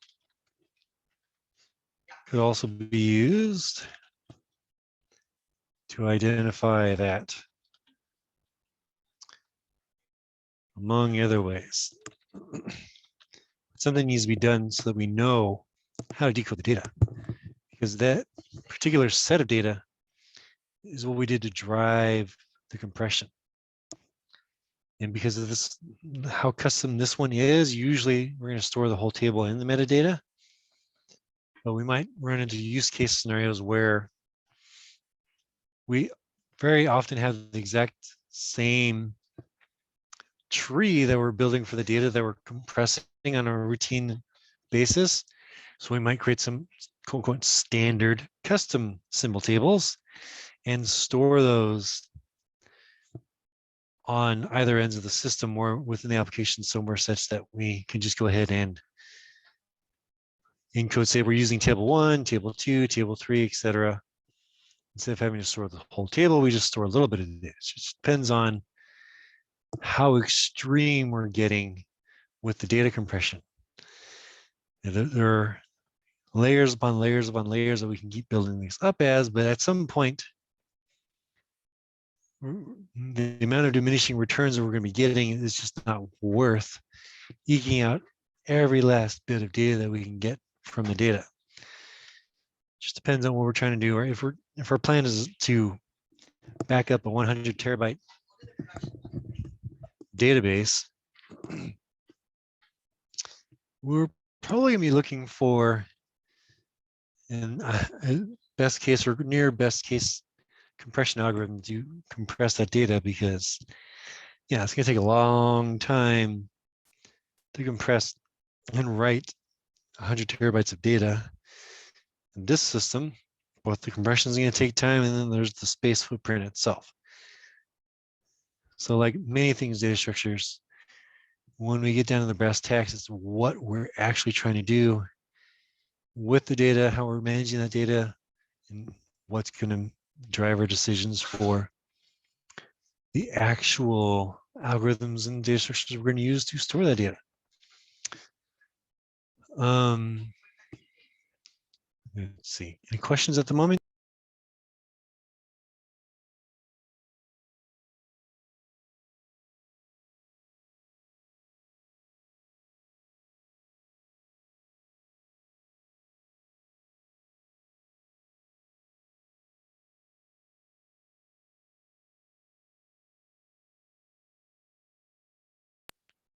All right, the way that we encode this table in the header, but still by Alice Cooper, the class doesn't much matter, right? You can just symbol and then code word type thing, right? It's like name value pattern with some delimiters. Did you lose the sound for a second? I did mute for a second while I was waiting to see if anyone had additional questions.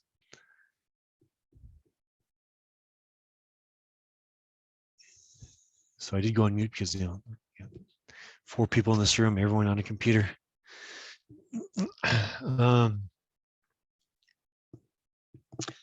That's something, because we'll do some more examples again later, but spin into other things first. Okay.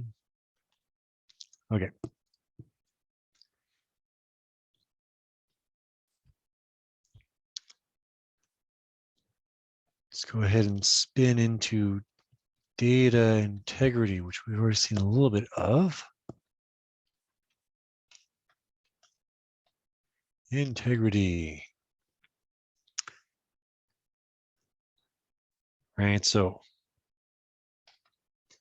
data loss can occur for a number of reasons, especially with data in transit. Right, sending data from point A to point B can incur all sorts of data error on the way. Bits can be flipped, bits can be lost, and bits can be inserted into the data stream.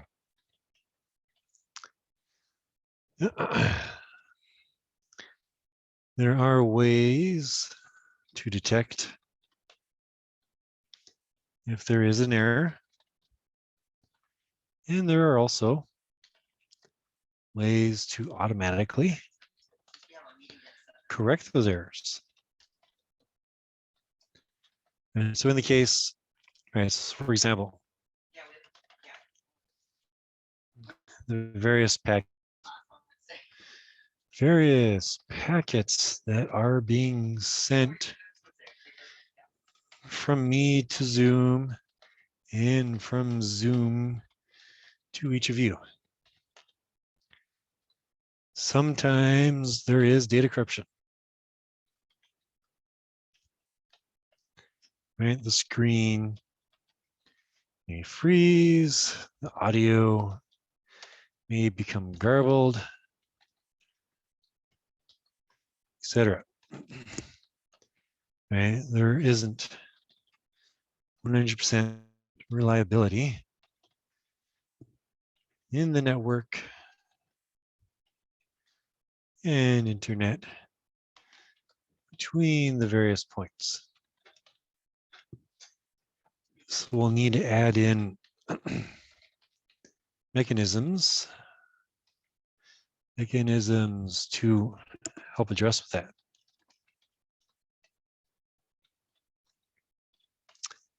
All right, if I were just uploading or downloading a data file, if we lose a packet,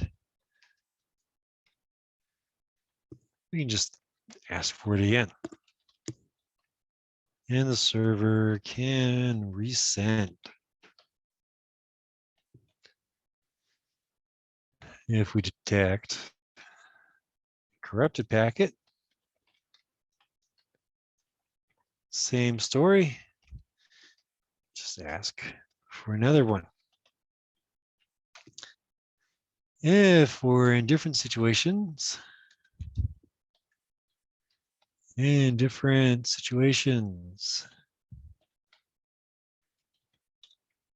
such as this class,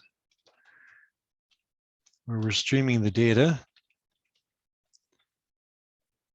waiting for packet 2 to be resent isn't something that we can do. Right? We don't want sounds to arrive out of order, as that would compromise the meaning of what's being said. Right, so we'll have to add in data detection, error detection, and data correction onto that. So we've already seen two ways, right? Hashing gave us some data integrity checks. Right, you can download the resource and apply an MD5 hash upon that data, and then cross-check that hash value against their published hash value. Just a single bit is out of place. We'll see that in the hash value. All right, parity bit, which we just saw earlier, can also be used where we add parity to the data in the reader can check the parity to see if each group is good to go. This does have limitations, however. Limitations. All right, so let's look at some examples. All right. That's not what I want to do. Okay.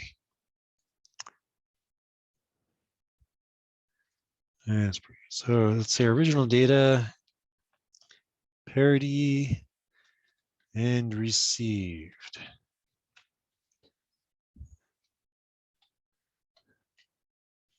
Right, again, so even parity is the plan. Oops. Right, so the data section was 000, so we set the parity to 0. We send, that's what we want. All right.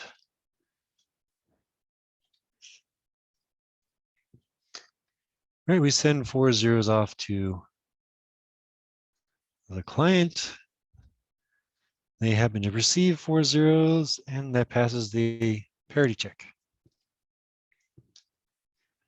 Right, if we do the same thing again, but then we get a bit that gets corrupted along the way. That bit got flipped. It does not pass our data checks. We know that this 4 bits of data is wrong. We need to get those data bits back.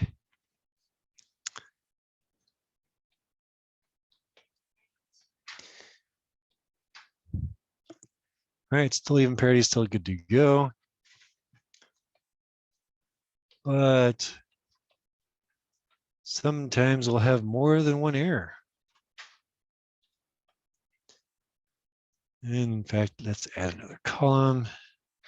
Way again, left, right, left. It's all the same, right? It's interesting. Alignment, right? So that one had no error. This one does have an error. This one had no error. This one does have an error, but that error managed to get bias because the parity, when we checked it on the client side, was good to go. All right, 4 bits on, it's even parity. So we have limited ability to detect errors. If we get an even number of bits to toggle, then we will end up in the state, right? Let's do another one. Let's try to send 0101 and get 1010. Okay, so there was an error in the transmission, but it also passes the check when we didn't want it to. It still has even parity. There are other ways we can approach this. Another simple one is with repetition. Here, we'll repeat each bit a certain number of times. On the reader's side, we'll use a simple Geordie rules approach to decode the data. So if only a few bits get messed up along the way, be able to automatically recover. Or we can ask for a resend.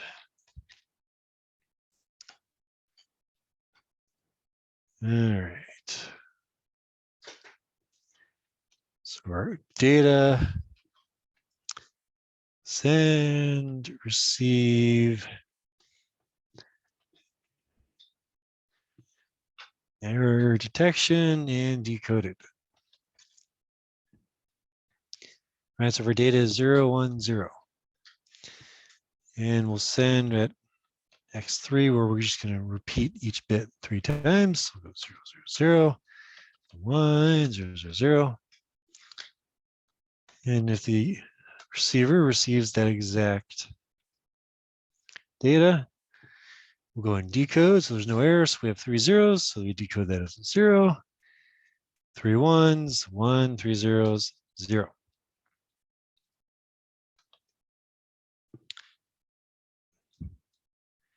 Right. So if we get some errors, right, we can see that there's errors because we're not getting triplicate. This first set was not triplicate. Second set was triplicate. So we believe that's good. Third set, not triplicate. So there's an error, but we can still decode.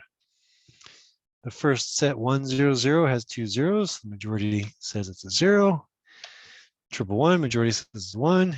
And 0, 1, 0, majority says it's a 0. So we've decoded the data and we've done so successfully. We need to have, just like with parity, if we have too many bits corrupted within a set, then we run the risk of decoding the data incorrectly. All right, double 1, 0. We went with the majority, but 2 bits got flipped, just like with parity. Will we go over the practice test today? No, the practice test is next Monday. I opened that up earlier today, so you should be able to see that. And go over the questions, and then we can go over it again. Not again, we can go over it on Monday next week.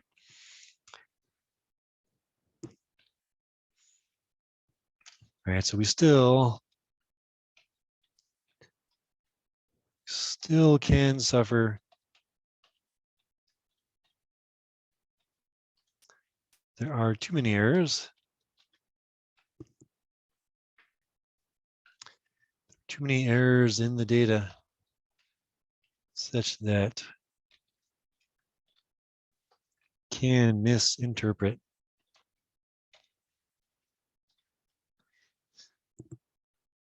the encoded data that was sent to us.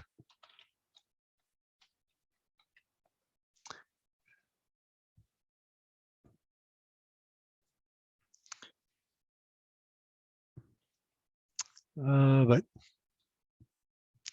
it can help if we have a sufficiently low enough volume of errors on the line where we can both detect that there's an error and recover from that error.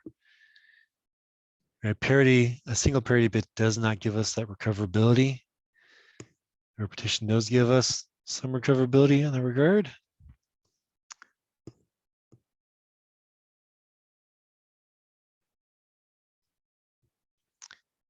Let's see.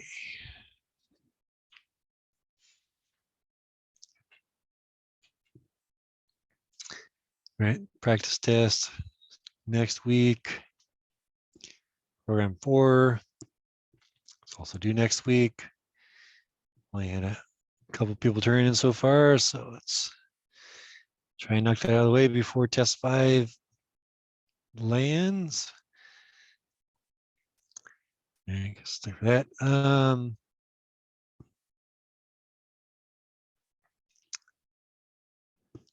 Yeah, don't need that anymore. All right, so these are our civil mechanisms. We're trying to do some of this stuff. Network layer has more complex, like cyclic redundancy checks and things like that to try to do stuff. The complex one that we'll look at is going to be Hamming codes, not to be confused with Huffman code.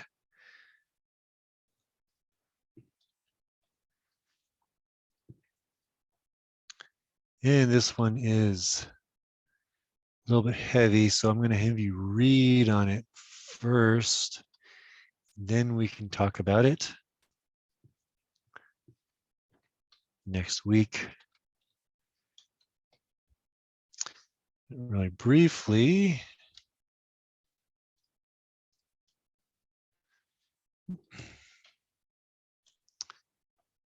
Give you an intro. What we'll be doing here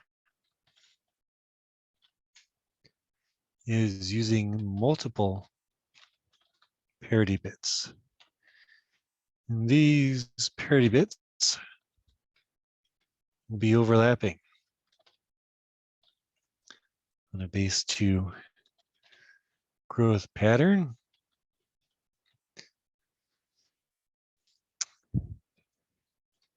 The overlapping nature, parity bits will make it very difficult for there to be a data error, and for us to consequently misinterpret the data.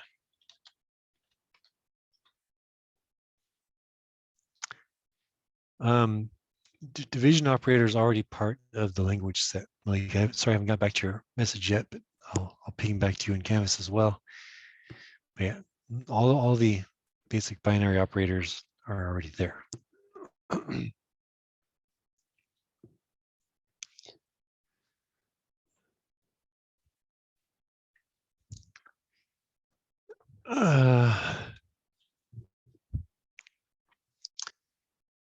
Right, don't go too crazy reading on Hamming code. We're spending our time looking at this table, which shows which bits of data that the parity bit is responsible for. The key thing about Hamming code is it's another place where we're going to be making use of parity, right? So we have RAID as one area where we'll use parity for a purpose, and then Hamming code is another place where we'll use parity for the purpose. And so what we have here is a mixture of parity bits and data bits, and this just shows you which part of the total payload each particular parity bit is in charge of, right? So we can see our first data bit has 2 parity bits. Charge of it, data 2, 2 parity, 2, so we have 3. So we have at least 2 bits of parity for every single data bit in the payload, which means we'll have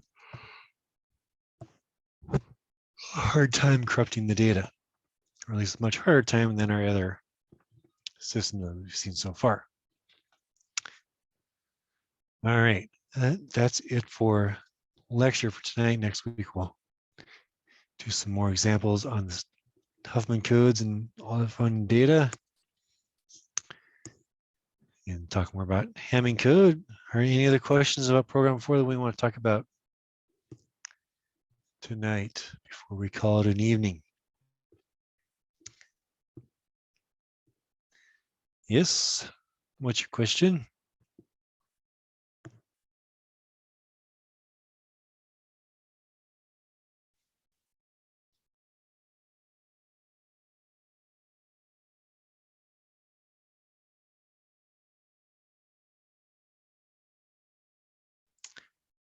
Borg is not in the notes. That's just in the program 4 description. It's a made up language of our, what, 8 keywords? Something along those lines.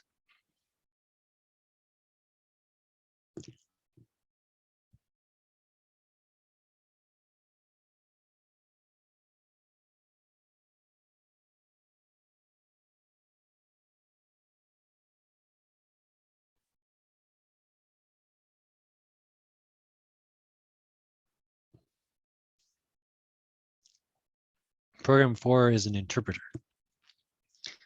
So the language, right? Programming languages fall into 2 buckets. Either you're a compiled language or you're an interpreted language. Like VBA or VB6 JavaScript, right? Those are interpreted languages where it just reads code, and as it gets code that needs to execute, it executes that code. So program 4, you're writing an interpreter that reads a line of code, and then it updates the state of the machine based on that line of code. Either we might be declaring variables or manipulating variables, right? So the variables are the hash table, are stored on the hash table based off of what our Borg program says to do. To create the variable, to print the variable, to add, multiply, subtract, divide, whatever. And that's just Borg is what we call the language. Now, there is no lecture on the final. Right, the final is 2 hours and 10 minutes long, and that will be the sole purpose of the evening. Right, so timeline, we have 3 more meetings. We should be finished with all the materials next week. The Monday before the final will be test 5, going over test 5 and going over the final exam practice, which, right, there's not a whole lot. There's just section 6 stuff. So it'll be some questions for our data compression and integrity, all that stuff. Because the practice is cumulative, so you just go back to the previous best practice. You want to make sure you refamiliarize yourself with those. And then on the 20th, it's just the test.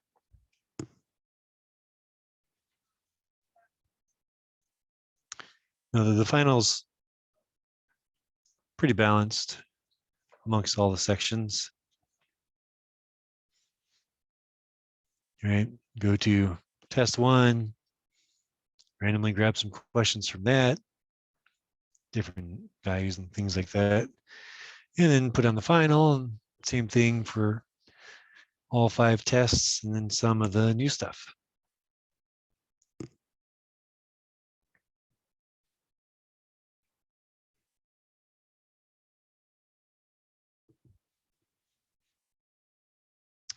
Any code questions on the final? The final has code on it, but it tends to be less coding and more of just reading the code. Chapters, let's see.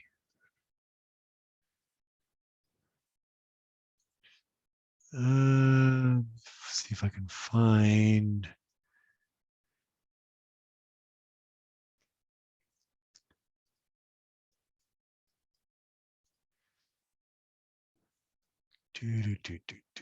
That's what I want.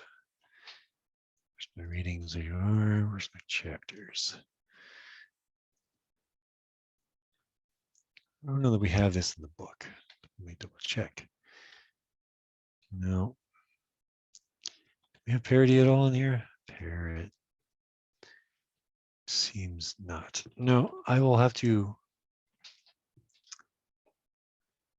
Do I already have a link for parity? Where did we do our parity? Where is?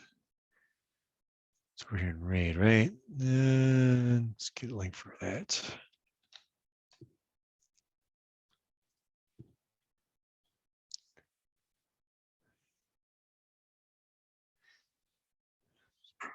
Want.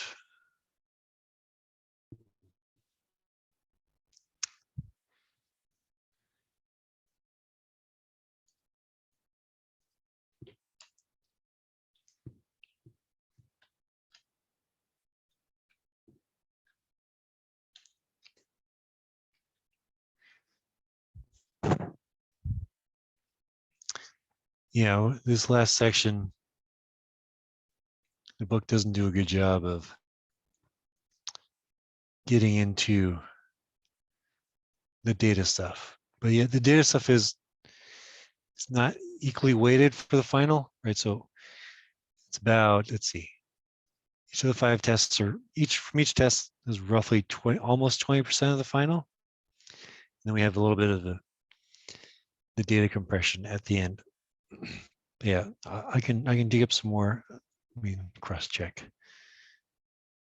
what links to already have.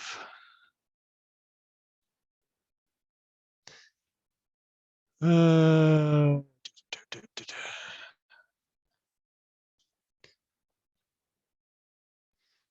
want modules.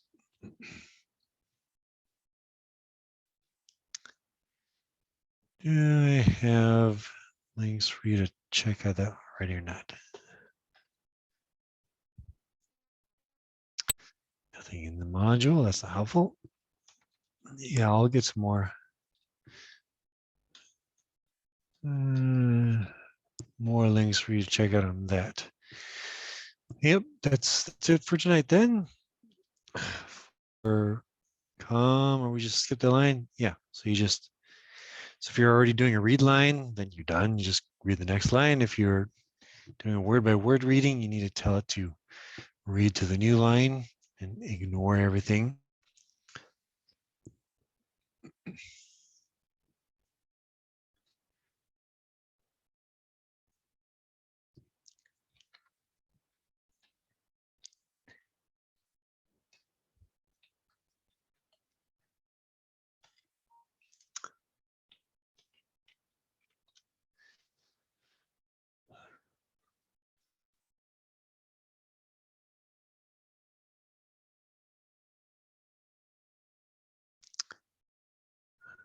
All right. Well, see you next week. I'll be floating around in case there's still any additional questions, but that's all for tonight.